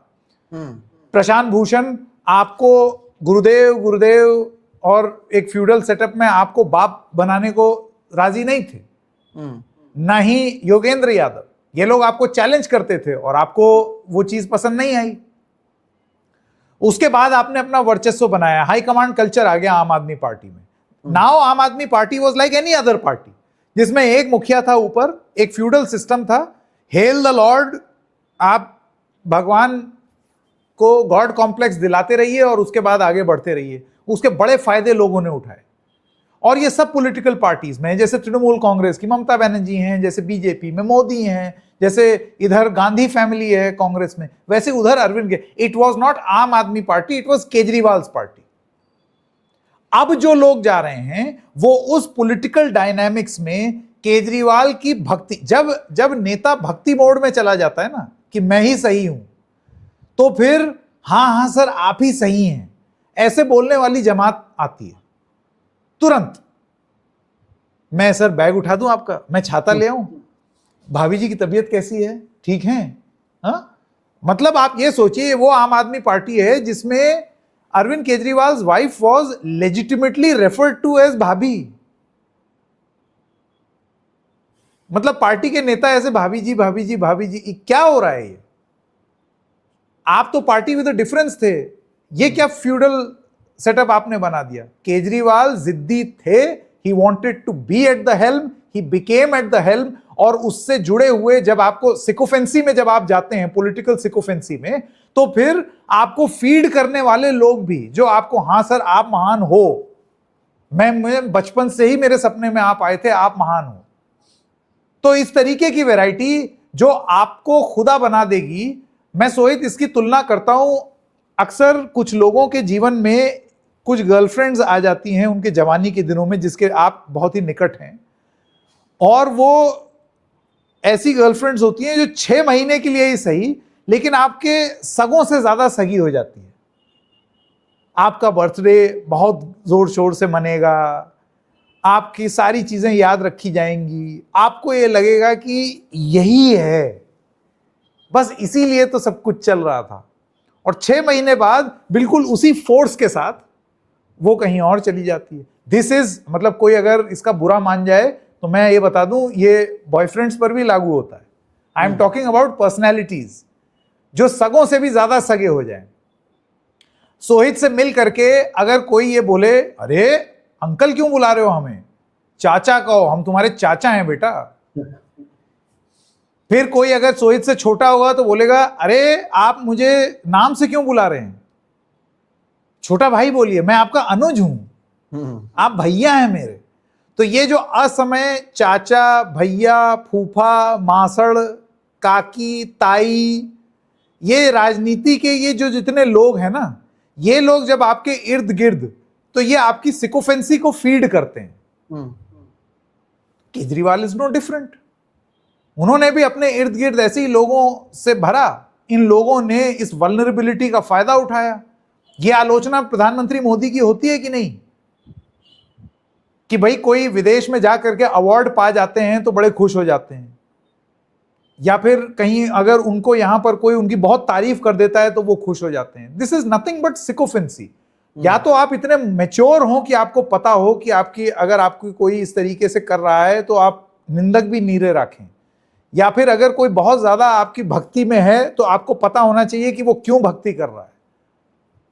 तो ये सबसे बड़ी चुनौती अरविंद केजरीवाल की अब होने वाली है कि खुदा अरविंद केजरीवाल, भगवान अरविंद केजरीवाल को जब लोग छोड़ छोड़ करके जाएंगे तो वो और काडर में से और लोग आएंगे या और लोग छोड़ छोड़ करके जाएंगे। Because now standard rules of standard political parties apply to an extremely standard Aam Aadmi party. अब ये कोई पार्टी विद अ डिफरेंस नहीं है, it's like any other party. So नहीं, और उगते सूरज को संकेत हर कोई नमस्कार करता है। तो अब ये तो ऐसा नहीं है कि आपके पास दिल्ली में सरकार रही है, कि आप अभी आपका पंजाब में सरकार है और 1 साल का समय है। अब क्या होगा और आमतौर पर क्या होता है, ये जितने भी नेता होते हैं, जो जैसे कि संकेत ने कहा, यहाँ पर भी कई लोग अपने आप को ये कहते थे कि अरे एक जमीन आसमान एक हो जाए, मैं आपको नहीं छोड़कर जाऊंगा, और देखते हैं कि सबसे पहले वही भाग कर जाते हैं। मीडिया में संकेत मैं आपको बताऊं 2022 में यहाँ के ऐसे ही लोग सबसे पहले छोड़ के जाएंगे सोहित, पहले आते हैं। और यहाँ पर 2022 में जब एकनाथ शिंदे गए थे तो यहाँ पर संतोष बांगर करके एक नेता है, वो रो रहे थे कि अरे ये क्या हो गया, मेरा पार्टी टूट गया, एकनाथ उद्धव ठाकरे के साथ कैसे कोई खड़ा नहीं है, मुझे उद्धव ठाकरे के लिए बहुत बुरा लग रहा है। अगले दिन विधानसभा में यहां से उठकर उद्धव ठाकरे के सामने वो ऐसे गए थे यहां से वहां, और दिखाई दिया था वहां पर। और यही लोग जो हैं अब देखेंगे कि क्या आम आदमी पार्टी एक सिंकिंग शिप है या नहीं। तो अरविंद केजरीवाल को सबसे पहले ये करना होगा कि डैमेज कंट्रोल करना होगा। एक चीज जो यहाँ पर उन्हें देखना होगा कि वाकई केवल 7 लोग जाते हैं या आगे जाकर इसकी संख्या और बढ़ेगी, क्योंकि जाहिर सी बात है, और इसमें भारतीय जनता पार्टी ये हर जगह पर कर चुकी है। महाराष्ट्र में 2019 में सबसे पहले कोशिश की गई थी, जब महाविकास आघाड़ी बन रही थी। अजित पवार सुबह 6 बजे गए थे, 7 बजे देवेंद्र फडणवीस के साथ वो शपथ लेने की कोशिश कर रहे थे। तब शरद पवार इतने स्मार्ट थे कि उन्होंने बाकी सभी विधायकों को अपने पास रखा था। रिजॉर्ट पॉलिटिक्स की शुरुआत हुई थी। लोगों को खुद एकनाथ शिंदे, मैं आपको बता रहा हूं, यहाँ पर एकनाथ शिंदे होटल में जा जाकर जो विधायक छुपे हुए थे उन्हें पकड़ पकड़ कर उद्धव ठाकरे के पास ला रहे थे कि कोई जा नहीं पाए। ये 2019 की स्थिति थी। लेकिन 2022 में खुद एकनाथ शिंदे पकड़ पकड़ कर उद्धव ठाकरे के विधायकों को अपने पास ला रहे थे, साम दाम दंड भेद का इस्तेमाल कर रहे थे और उनके पास एक अदृश्य शक्ति आ गई थी ईडी, आईटी, सीबीआई के नाम पर, जिसका उन्होंने दुरुपयोग किया या जिसके जरिए उन्होंने विधायकों को और सांसदों को डराया। अब ये कोशिश राघव चड्ढा की ओर से की जाएगी, क्योंकि वो आम आदमी पार्टी के इन तमाम विधायकों को, नेताओं को, कौन कितने पानी में है, सभी चीज तो वो जानते हैं। तो उनकी ओर से कोशिश ये की जाएगी कि लोगों को अपने पास लाया जाए। अब जैसे आपने मित्तल साहब का नाम लिया, पाठक साहब का नाम लिया, इनके घर पर तो ईडी, आईटी, सीबीआई वाले पहुंच गए, तो रातों रात उन्हें नरेंद्र मोदी जी अच्छे लगने लगे, अरविंद केजरीवाल खराब लगने लगे। तो जो विधायक हैं उनके घर पर भी तो अब पहुंचना शुरू होगा। मैं आपको बता एक और एग्जांपल देता हूं मैं, क्योंकि ये नई चीज नहीं है। 2021 में जब उद्धव ठाकरे मुख्यमंत्री थे, उनके एक नेता थे प्रताप सरनाईक, अभी फिलहाल ट्रांसपोर्ट मिनिस्टर हैं बीजेपी में, आपको याद होगा संकेत, क्योंकि तब भी हमने इस पर रिपोर्टिंग की थी। तब उन्होंने पत्र लिखा था उद्धव ठाकरे को कि ये कांग्रेस और एनसीपी के साथ मत जाओ, आप बीजेपी के साथ जाओ। पता है उस पत्र में दूसरे लाइन पर लिखा था, क्योंकि हम भारतीय जनता पार्टी से अलग हैं, हमें सताया जा रहा है, परिवार वालों को बुलाया जा रहा है, ईडी, आईटी, सीबीआई के नोटिस दिए जा रहे हैं। तो जिनके हाथ पत्थर के नीचे होते हैं, सबसे पहले वो डरते हैं कि कहीं कुछ हो ना जाए, और सबसे पहले जो परेशानी है वो उन्हें आएगी। और भारतीय जनता पार्टी 2000 जब अगले साल चुनाव है पंजाब में, उससे पहले इन तमाम नेताओं पर नजर रखी होगी। आप पाएंगे अचानक से उनके घर पर ईडी, आईटी, सीबीआई आते हैं। यहाँ पर आपको याद है ना, नवाब मलिक लगातार लड़ रहे थे शाहरुख खान वाले मामले में। अब वही भारतीय जनता पार्टी के साथ उनकी बेटी जो है विधायक बनकर बैठी हुई है, और अब कोई कुछ नहीं कहता है। तो सभी पर प्रेशराइज बनाया जाएगा, किसी पर ईडी के नोटिस दिए जाएंगे, किसी के परिवार वालों को नोटिस दिया जाएगा, और ये प्रेशर पॉलिटिक्स की शुरुआत की जाएगी। अब अरविंद केजरीवाल अपने फ्लॉक को एक साथ कैसे रखते हैं, नैरेटिव को कैसे चेंज करते हैं। उनके पास पंजाब पुलिस मौजूद है, तो जैसे ममता बनर्जी के पास वेस्ट बंगाल में मौजूद था, तो स्टेट वर्सेस सेंटर का जो पूरा मुद्दा है वो पूरा वापस आएगा, और ये पूरा पॉलिटिक्स एक के बाद एक नजर आएगा, दिखाई देगा। अब यहां पर सबसे बड़ी दिक्कत भारतीय जनता पार्टी के पास यह है कि पंजाब में 3 कृषि कानून के बाद से आपके पास अब भी पंजाब में एक बड़ा चेहरा नजर नहीं आया है। आपने कई सारे राजनीतिक कार्यक्रम तो किए हैं संकेत, मैं आपको ये भी बता दूं, यही हमारे महाराष्ट्र में, क्योंकि एक बहुत बड़ा उनका त्योहार अभी हुआ भी था, तो पंजाब के तमाम बड़े नेता आए थे, महाराष्ट्र के बड़े नेता आए थे, अमित शाह से लेकर सब कोई आया था, बहुत बड़े पैमाने पर यहाँ पर कार्यक्रम किए गए थे। लेकिन अब भी एक बड़ा चेहरा भारतीय जनता पार्टी के पास मौजूद नहीं है। ऐसे में राघव चड्ढा का इस्तेमाल कर क्या आप वो कमी को खत्म कर सकते हैं, या फिर जैसे कहा जाता है कांटे से ही कांटे को निकाला जाता है, तो क्या राघव चड्ढा भारतीय जनता पार्टी के थ्रू आम आदमी पार्टी के लिए उतना डैमेज कर पाते हैं, जिसके वजह से जो लोग हैं या जो वोटर हैं वो अगर भारतीय जनता पार्टी के पास ना आए, वो कंफ्यूज होकर आम आदमी पार्टी के पास भी ना जाए। जो यहाँ पर हुआ कि शिवसेना आ रहे, हाँ हम बाला साहब ठाकरे को भी मानते हैं, उद्धव ठाकरे तो काम कर रहे हैं, लेकिन एकनाथ शिंदे हिंदुत्व की बात करते हैं, वो एकनाथ शिंदे के पास नहीं गए, लेकिन उन्हें कंफ्यूज किया गया, और धीरे धीरे धीरे धीरे धीरे एकनाथ शिंदे उन्हें अपनी तरफ अब भी खींचने की कोशिश कर रहे हैं।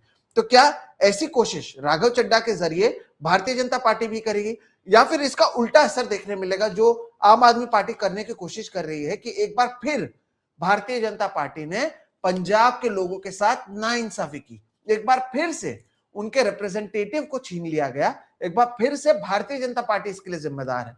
तो ये जो पूरा पॉलिटिक्स है संकेत, ये मुझे नहीं लगता कि इतनी जल्दी खत्म होगा। हालांकि ये नई पॉलिटिक्स नहीं, ये वही घिसी पिटी लाइन कि सही से चीजें नहीं हो रही थी, अब ये वो पार्टी नहीं रही, ये नई लाइन नहीं है। मुझे लगता है कि जो स्क्रिप्ट राइटर हैं उन्हें भी अपने स्क्रिप्ट में बदलाव लाने की जरूरत है, या नए स्क्रिप्ट राइटर्स को लाने की जरूरत है, क्योंकि ये सारी चीजें हम पहले देख चुके हैं, और ये सारी चीजें विपक्ष की ओर से की गई, सत्ता पक्ष की ओर से की गई। जो लोग जाते हैं उन पर गद्दार का टैग लगता है, वो सामने वाले पर टैग लगाते हैं, इमोशनल भाषण दिया जाएगा, बच्चों को, बीवियों को सामने लाया जाएगा, बीवी एक ही, बच्चों बहुत होते हैं, बच्चे बीवी को सामने लाया जाएगा और बताया जाएगा, कई सारी चीजें जो है अब की जाएंगी, और पूरा एक नैरेटिव मीडिया के जरिए सेट किया जाएगा। लेकिन एक सवाल जो यहाँ पर आया भी था, जो मैं लाना भी चाहता हूं, ये सबसे अहम सवाल है जो यहाँ पर पूछा गया है। Seems like entire system is wrong, but as janata sanket what one should do, ये एक सवाल है जो वोटर को भी पूछना चाहिए, और ये एक सवाल जो क्योंकि हमारे दर्शकों ने पूछा है, मैं चाहूंगा संकेत व्हाट शुड वोटर्स डू, उन्हें क्या सोचना चाहिए, आप इस पूरी चीज को किस तरह से देखते हैं? ये अच्छा है, सवाल अपना ले लिया और उसके बाद मुझे कह दिया कि आप जवाब दीजिए। खैर मैं जो मेरे मेरे विवेक में जो चीज तुरंत आ रही है हाँ, कि अभी तो आपको बैठ करके सबसे पहले तो तमाशा देखना चाहिए। बढ़िया सी एक चाय रखिए गैस पर, 2 बिस्किट, और टीवी खोल करके ये पूरा तमाशा होते हुए देखिए, क्योंकि आप बहुत हद तक गलत हैं। इसलिए गलत हैं क्योंकि आप बहुत ज्यादा इमोशनल हो करके जो भाषण देता है नेता, वो आपकी वीकनेस को समझ गया है।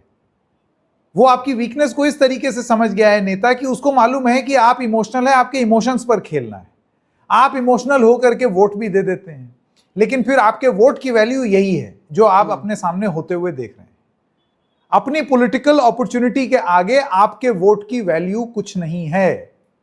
तो जब जब नेता इस तरीके की फर्जी टाइप हाइपरबोली बात करे ना, उस तरीके के लोगों की बात करे जिसके बारे में मैं सोहित के बारे में बता रहा था कि वो गर्लफ्रेंड और बॉयफ्रेंड जो सगों से भी ज्यादा, आपके मम्मी पापा से भी ज्यादा आपकी सगी, बर्थडे भी मन रहा है, या फिर वो जो फर्जी आपके चाचा बन जा रहे हैं या छोटे भाई बन जा रहे हैं, इस तरीके के नेताओं की और नेतागिरी की बात से आप जितने ज्यादा अवेयर हो जाएंगे, उतने ज्यादा आप इंफॉर्म्ड ओपिनियन देंगे।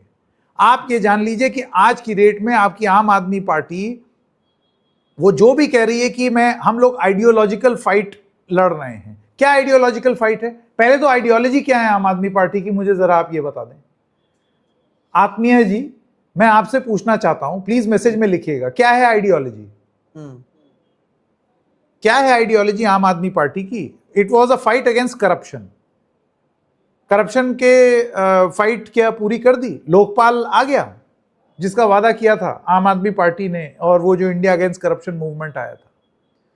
या फिर अगर आप बीजेपी की आइडियोलॉजी चलिए, वो आरएसएस से उनकी विचारधारा आ रही है। इधर आप कांग्रेस की बात करें तो उनकी नेहरूवियन गांधीयन फिलॉसफी को आगे ले जाने की वो बात करते हैं, लेकिन उसमें कितना मतलब वक्त वक्त पर ये वो बातें हैं जो आपको एक जिसे कहते हैं ना, एक इंटेलेक्चुअल डिस्कोर्स के लिए तो ठीक है, लेकिन in the world of real politic जब असली में ब्रेड एंड बटर वाले इश्यूज आते हैं, तो आप मुझे एक पार्टी बता दीजिए जो दूसरे से अलग हो। सब उसी तरीके का गेम खेल रहे हैं। तो ऐसे में मैं आपके जितना ही विवश हूं, मेरा तो यह मानना है it is time for a radical change that people of this country should demand in the electoral process. बहुत रेडिकल बात मैं बोलने वाला हूं, क्योंकि इससे मैं थोड़ा सा उत्तेजित हो गया हूं कि जनता क्या करे। जनता उठ खड़ी हो और यह मांग करे कि इस देश में पार्टी सिस्टम खत्म हो जाना चाहिए। सोहित, आफ्टर ऑल हमारी सिविक्स की किताब में एमएलएज, एमपीज, इन लोगों का क्या काम होता है? ये एज एन इंडिविजुअल इलेक्ट किए जाते हैं by me as an individual, और इनको एज एन इंडिविजुअल मेरी आवाज उठानी होती है। लेकिन हमारा पूरा कॉन्सेप्ट, पूरा इलेक्टोरल कॉन्सेप्ट इस देश में प्रेसिडेंशियल हो गया है। सारी पार्टीज पर्सनालिटी बेस्ड हो गई हैं। आपके और मेरे मुद्दे तो हैं ही नहीं ना। कहां है आपके मेरे मुद्दे? आपके ऊपर आइडियोलॉजी थोप दी गई है। आप पार्टी से लड़ रही है और आपको यह बताया जा रहा है कि अरे यार तुम कहां नाली खड़ंजा लेकर के बैठे हो। हमें भाजपा से लड़ना है, हमें कांग्रेस से लड़ना है, हमें आपको हराना है। तो यह तो मेरा मुद्दा था ही नहीं। मेरा मुद्दा तो जिसके लिए सिविक्स की किताब में मैंने पढ़ा था वो तो कुछ और था। सॉरी, बड़ा थ्योरेटिकल जवाब हो गया है, लेकिन इट्स वेरी फ्रस्ट्रेटिंग यार। आपकी बात से आत्मीय जी भी कह रहे हैं कि I am also saying whole system is wrong, he is also agreeing. उन्होंने भी कहा कि जो पार्टी सिस्टम है उसका कहीं ना कहीं इम्पैक्ट नहीं होना चाहिए, और ये बात सही भी है। क्योंकि आप अगर झलमुड़ी खाने वाले प्रधानमंत्री को देखकर अगर आप वोट दे रहे हैं, या फिर प्रधानमंत्री बंगाल आया तो हमने देखा कि कैसे रविंद्रनाथ टैगोर बन जाते हैं, कहीं और कुछ आता है तो वो बन जाते हैं। आप मणिपुर जाते नहीं हो। अरे सोहित मुझे आप ये बताइए कि क्या मंदिर में टीवी चैनल पे हेडलाइन क्या होती है? प्रधानमंत्री ने आज फलानी जगह पूजा की, डीडी का 20 कैमरा सेटअप, या योगी आदित्यनाथ ने मंदिर में पूजा की, फलाने जगह जो है वो इन पीर बाबा के यहां गए। ये जनता के मुद्दे हैं। लेकिन ये सारे नेता आपकी जनता की वल्नरेबिलिटी को एक्सप्लॉइट करते हैं। वो जानते हैं कि आप इमोशनली इन्वॉल्व होते हैं इन सब चीजों से, तो वो 20 कैमरे का सेटअप लगा करके कर रहे हैं पूजा, आप हो रहे हैं प्रभावित। तो आपका मुद्दा साइड लाइन हो गया। बिल्कुल। वो रोज आपको कुछ परोस दिया जाएगा। अभी सोहित ने वो बताया, ये I feel it is a political experiment जो टीसीएस वाला पूरा मुद्दा है।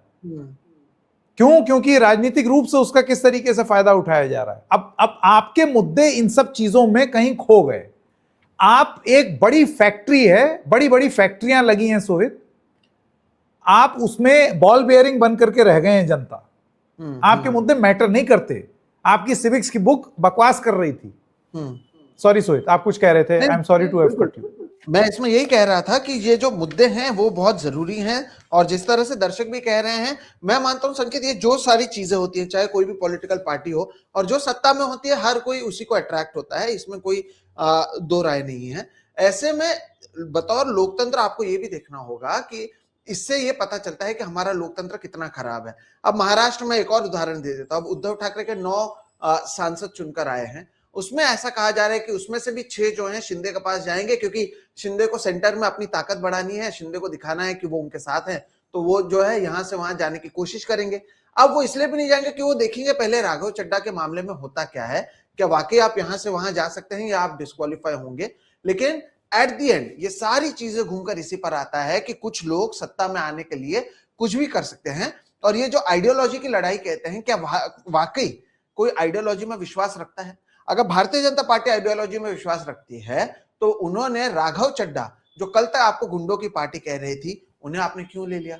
अगर राघव चड्ढा को आइडियोलॉजी का विश्वास है या वो वाकई विश्वास रखते हैं, तो वो पहले ही क्यों भारतीय जनता पार्टी के पास नहीं गए? तब क्यों गए जब हम देखते हैं कि अरविंद केजरीवाल जेल जाते हैं, कई बड़े टॉप लीडर जेल जाते हैं, तब आप देश में नहीं रहते हैं। और इसलिए ये पूरा जो मामला है वो अब एक लीगल बन चुका है, जिससे हमने इसकी शुरुआत की कि पिक्चर अभी बाकी है, और पिक्चर जो है इतना जल्दी खत्म होता हुआ नजर नहीं आ रहा। संकेत, मुझे लगता है 1 घंटे 16 मिनट का ये पूरा कार्यक्रम हो चुका है। हम लोग रहमान बकैत है ना। हम लोगों की बकैती खत्म नहीं होगी। मैं प्लीज, अगर आप मुझे इजाजत दें खत्म करने से पहले, हम इसे समराइज कर लें। संकेत, आप अगर इसे समराइज एक मुझे, क्योंकि हम लोगों ने ना बीजेपी के बारे में बिल्कुल बात नहीं की है, मैं बस जल्दी से पॉलिटिकल इंपैक्ट ऑन बीजेपी, क्योंकि आप ये मत भूलिए कि आलोचना बीजेपी की भी होनी चाहिए और बहुत जबरदस्त होनी चाहिए। हमने आम आदमी पार्टी की आलोचना की है, आम आदमी पार्टी के नए गोदी मीडिया की आलोचना की है, हम लोगों ने केजरीवाल के बारे में बात की है, राघव चड्ढा, संदीप पाठक, अशोक मित्तल, बीजेपी के बारे में भी तो बात करें। और ये रहे कुछ मेरे पॉइंट्स, फिर आप उस पर बताइएगा। BJP, I feel that there is an operation Kamal fatigue in this country within the BJP. Bharatiya Janata party के अंदर भी अब इस तरीके से बहुत क्लियरली ये जो ऑपरेशन कमल का स्टैंडर्डाइजेशन हुआ, उसको लेकर के भी अब एक चिढ़ंत है कि यार ये मतलब क्या, आप ठीक है जीतना चाह रहे हैं, लेकिन मतलब किसको उठा करके ले आ रहे हो? Track record of turn courts, मैं यहां पर एक बहुत, और ये बीजेपी के लिए लॉ ऑफ डिमिनिशिंग रिटर्न्स है ऑपरेशन कमल। उसका मैं आपको उदाहरण देना चाहता हूं। एडीआर यानी कि एसोसिएशन ऑफ डेमोक्रेटिक रिफॉर्म्स की एक रिपोर्ट आई थी 2024 में, 2024 के लोकसभा चुनाव में। सोहित, आप हैरान हो जाएंगे कि बीजेपी ने जितने बाहर से लाए गए या आए हुए कैंडिडेट्स परोसे थे 2024 में, उसमें से 67% लोग हार गए। इतना खराब परफॉर्मेंस टर्न कोर्ट्स का। इसका मतलब क्या है? इसका मतलब यह है कि ये जो बाहर से आप इंपोर्ट कर रहे हैं, ये तो रद्दी माल इंपोर्ट कर रहे हैं ना, ये माल आपको फायदा नहीं दे रहा है। अभी आपका काडर संगठित है तो वो चुप है, लेकिन कल को ये काडर खड़ा होकर के आपके, ये जब लोगों को ये गफलत होती है ना सोहित की कोई विपक्षी नहीं है, विपक्ष मुक्त, तो अंदरूने विपक्ष जगता है। वो दिन दूर नहीं, आज की रेट में अभी ठीक है स्ट्रांग लीडरशिप ऊपर है, जिस दिन ये लीडरशिप में हल्की सी भी क्रैक्स आए, तो जो चीज आप अरविंद केजरीवाल के साथ होते हुए देख रहे हैं, आपको क्या लगता है ये बीजेपी में नहीं हो सकता है? क्या बीजेपी में अंदर से विरोध के स्वर नहीं निकलेंगे? क्या वो लोग फ्रस्ट्रेटेड नहीं होंगे जो सालों साल दशकों से बीजेपी में काम कर रहे हैं, और ऊपर से कभी एक राघव चड्ढा चला आ रहा है, एक संदीप पाठक चला आ रहा है, सब लोग चले आ रहे हैं, आंधे आंधे हो रहा है, यूं जब बस बैक करता था कंडक्टर तो ऐसे ही बोलता था आंधे आंधे। तो ये जो आंधे आंधे किया जा रहा है, ये बीजेपी को कमजोर नहीं कर रहा है, specially when your performance of turn courts is pathetic in 2024 Lok Sabha elections. कोई फायदा नहीं हुआ है इनके आने से। दूसरी बात, ईडी मिसयूज। अब ये इकोसिस्टम खुद अंदर से ये आवाज आ रही है कि क्या तमाशा बना रखा है यार। इस तरीके से अगर आप इतने ब्लेटेंटली मिसयूज करेंगे, भाई थोड़ा सा अगर आप आटे में नमक डाल देंगे तो वो समझ में आता है। मैं नमक वाला आटा कैसे खाऊं? मुझे भी बड़ी दिक्कत हो रही है समझाने में कि ये ईडी की गाड़ी चलती है, फिर लोग ज्वाइन करते हैं, फिर वो रुक जाती है। अशोक मित्तल के केस में यही होगा, बिल्कुल यही होगा। इट्स सो प्रिडिक्टेबल, इतना ज्यादा प्रिडिक्टेबल। तो बीजेपी के अपने इकोसिस्टम में ये आवाज आ रही है जिसमें a lot of people are calling it ridiculous. दूसरी चीज, आप ये मान लीजिए कि राज्यसभा में ये जो लोग गए हैं ना, ये ऑटोमेटिकली अज्यूम करना बीजेपी का कि अब पंजाब में हमारा तो हरित क्रांति आ जाएगी। ऐसे नहीं आती हरित क्रांति। आपको क्या लगता है अब अरविंद केजरीवाल भी, चोटिल अरविंद केजरीवाल, वो भी दिमाग लगाएंगे? BJP was never in play in Punjab. ये आम आदमी पार्टी वर्सेस कांग्रेस की लड़ाई थी, और अगर आम आदमी पार्टी कमजोर होती है तो आम आदमी पार्टी अपने आप को मजबूत करने की कोशिश करेगी। ये जो 4.5 साल की एंटी इनकम्बेंसी है, इसको अब वो आइडियोलॉजिकली गद्दार और बीजेपी की रणनीति, पंजाब को धोखा मिल गया ना नैरेटिव, पंजाब के इशू ठंड लग गए और उधर कांग्रेस प्ले में आएगा। तो बीजेपी का अगर ये सपना है या सब्ज बाग देख रहे हैं कि इससे automatically they are in play in Punjab, तो they are sadly mistaken. At least ये मेरा जो पॉलिटिकल अंडरस्टैंडिंग है एज अ रिपोर्टर, वो ये चीज कहती है। और बस इतना ही है मेरा बीजेपी के लिए कहना। सोहित नहीं, और मैं तो लगातार, क्योंकि आपको भी पता और ये चैनल पर तो हम लगातार भारतीय जनता पार्टी पर इसलिए भी सवाल उठाते हैं कि आपने एक मजाक बनाकर रखा है, ना केवल लोकतंत्र का, पूरे के पूरे सिस्टम का। ईडी, आईटी, सीबीआई का भी मजाक बना दिया है और पत्रकारिता का भी मजाक बना दिया है, क्योंकि आपने पूरे के पूरे सिस्टम्स को एक तरीके से खराब कर दिया है। अब जो दो सिस्टम बचते हैं जो जनता की ओर से आते हैं, एक होता है लोकसभा और लोकसभा के बाद आता है राज्यसभा, जहां पर अलग अलग विधायक जो हैं उसे चुनते हैं। वहां पर भी अगर आप उस सिस्टम को भी खराब कर रहे हैं तो आप अभी हो सकता है जीत रहे होंगे, लेकिन इतिहास में इन तमाम चीजों को याद रखा जाएगा कि कैसे जो सुप्रीम कोर्ट पहले सीबीआई को एक तोता कहता था, अब तो तोता भी नहीं रहा है, वो पूरी तरीके से कैसे एक तरफा हो चुका है ये नजर आता है। किस तरह से आप डरा कर परिवार को, और संकेत ये बात लोगों को पता है, आपको भी पता है, मुझे भी पता है कि लोग चाहे ना चाहे, नेता चाहे ना चाहे, जैसे कि वो गॉडफादर का डायलॉग है, I will give you an offer that you can't refuse. वही सारी चीजें कि ये ऑफर है, आपको एक्सेप्ट करना ही होगा, नहीं तो आपको पता है कि दूसरा बात, या तो आप जेल में जाएंगे, या तो आप पूरी तरह से बर्बाद कर देंगे, या आपके ऊपर इतने आरोप लगाएंगे कि आप वापस आ ही नहीं सकते हैं, आपको कंगाल कर देंगे। और ये वाली राजनीति अटल बिहारी वाजपेयी वाले भारतीय जनता पार्टी, या फिर ये जो श्यामा प्रसाद मुखर्जी से लेकर सभी लोगों की बात करते हैं, किसी ने नहीं सोची थी। और ये बात खुद नरेंद्र मोदी को भी याद रखनी चाहिए, क्योंकि और आप जो कह रहे हैं ना संकेत की भारतीय जनता पार्टी के अंदर से भी आवाज उठेगी, मेरे पास जो जानकारी है, जो अभी लगातार प्रधानमंत्री से लेकर उनकी छवि को लेकर जो तमाम बातें आ रही हैं, ये आरएसएस और भारतीय जनता पार्टी के कुछ लोगों की ओर से ही दबे स्वर में ही सही सोशल मीडिया के जरिए इन आवाजों को निकाला जा रहा है, और इसकी भनक खुद अमित शाह से लेकर नरेंद्र मोदी तक पहुंच चुकी है। और वही है कि अगर आप कितना भी आप दूसरे के खोदने को जाएंगे, आप अगर खड्डा, तो आपका भी गड्ढा खुदता है। ये बात भारतीय जनता पार्टी को भी याद रखनी चाहिए। और ये बात कितनी लोकतंत्र के लिए अच्छी है कि दूसरे विधायक और दूसरे नेता चुनकर दें, आप उन्हें लेकर जाएं, और कितनी जनता को, और आप भारतीय जनता पार्टी के अपने कार्यकर्ता और अपने वोटर को भी कितना बेवकूफ समझते हैं कि हम जिसे कहेंगे उससे आप वोट दे दें। आप खुद अपने वोटर्स को और अपने जो आपके फॉलोअर्स हैं उन्हें आप बेवकूफ समझते हैं कि कल तक तो मैं इन्हें कह रहा था कि ये खराब आदमी है, अच्छा नहीं, आज हमारे साथ हो गया, वॉशिंग मशीन में धुल चुका है, इस पर हमने वॉशिंग पाउडर मोदी का इस्तेमाल कर दिया है, अब इसके सारे दाग धुल गए हैं, 70,000 करोड़ के दाग हो या दूसरे दाग हो, जितने दाग थे सब धुल चुके हैं, अब ये अच्छा आदमी हो चुका। वो है ना, वो हिमंता बिस्वा शर्मा जिस दिन भारतीय जनता पार्टी में शामिल हुए थे और असम में अमित शाह से पत्रकार ने पूछा था कि अब हिमंता बिस्वा शर्मा के बारे में आप क्या कहना चाहते हैं, तो अमित शाह का चेहरा देखने लायक, तो हंस देते हैं, बोलते चलिए ऐसे सवाल नहीं पूछा करते हैं। तो ये सवाल अब हो सकता है कि आपने मीडिया पर दबाव बनाकर कम कर लिए होंगे, लेकिन एक दिन आएगा जब इसे लेकर हर जगह पर सवाल उठेगा और भारतीय जनता पार्टी से यह सवाल पूछा जाएगा। मेरा तो मानना यह है कि लोकतंत्र ऐसा नहीं है कि हमारा परफेक्ट था, लेकिन इतना खराब भी कभी नहीं था जिस तरह का लोकतंत्र अब हम देखते हैं, और ये सारी चीजें आगे भी बढ़ती रहेंगी। और इस पूरे मुद्दे पर जब हम बात कर रहे हैं, 1 घंटा 24 मिनट हो चुका है संकेत, ये लोकतंत्र का भविष्य क्या होगा, ये राघव चड्ढा के इस पूरे केस से भी समझ में आएगा। एक शिवसेना पूरी पार्टी ले जाना अलग बात होता है, आप अपने आप को कहते हैं कि हम 2/3 हैं, चले गए हैं, क्या कॉन्स्टिट्यूशन के जरिए ये सारी चीजें बैठती हैं? क्या इससे कोई नया कानून अब सामने आएगा? इस पूरे केस से क्या ये लोग डिस्क्वालीफाई होते हैं, या फिर ये केस चलता जाएगा? इससे हमारे देश का लोकतंत्र, हमारा देश का लोकतंत्र कितना मजबूत है या इसका क्या भविष्य है, ये सारी चीजें तय होंगी। लेकिन पिक्चर अभी बाकी है। ये वाली पिक्चर खत्म कर देते हैं, क्योंकि बिल्कुल। अंग्रेजी की पिक्चर जितनी लंबी होती है उतना लंबा तो हम लोगों ने कर ही दिया है। बातचीत की और लोग सुनते आए हैं, ये भी बहुत अच्छी बात है संकेत। हाँ, तो धुरंधर की तरह 3.5 घंटा ना हो जाए, इस वजह से इसको यहीं रोक देते हैं। बहुत बहुत जी। धन्यवाद दर्शकों, मैं लगातार आपके कमेंट्स देख रहा हूं।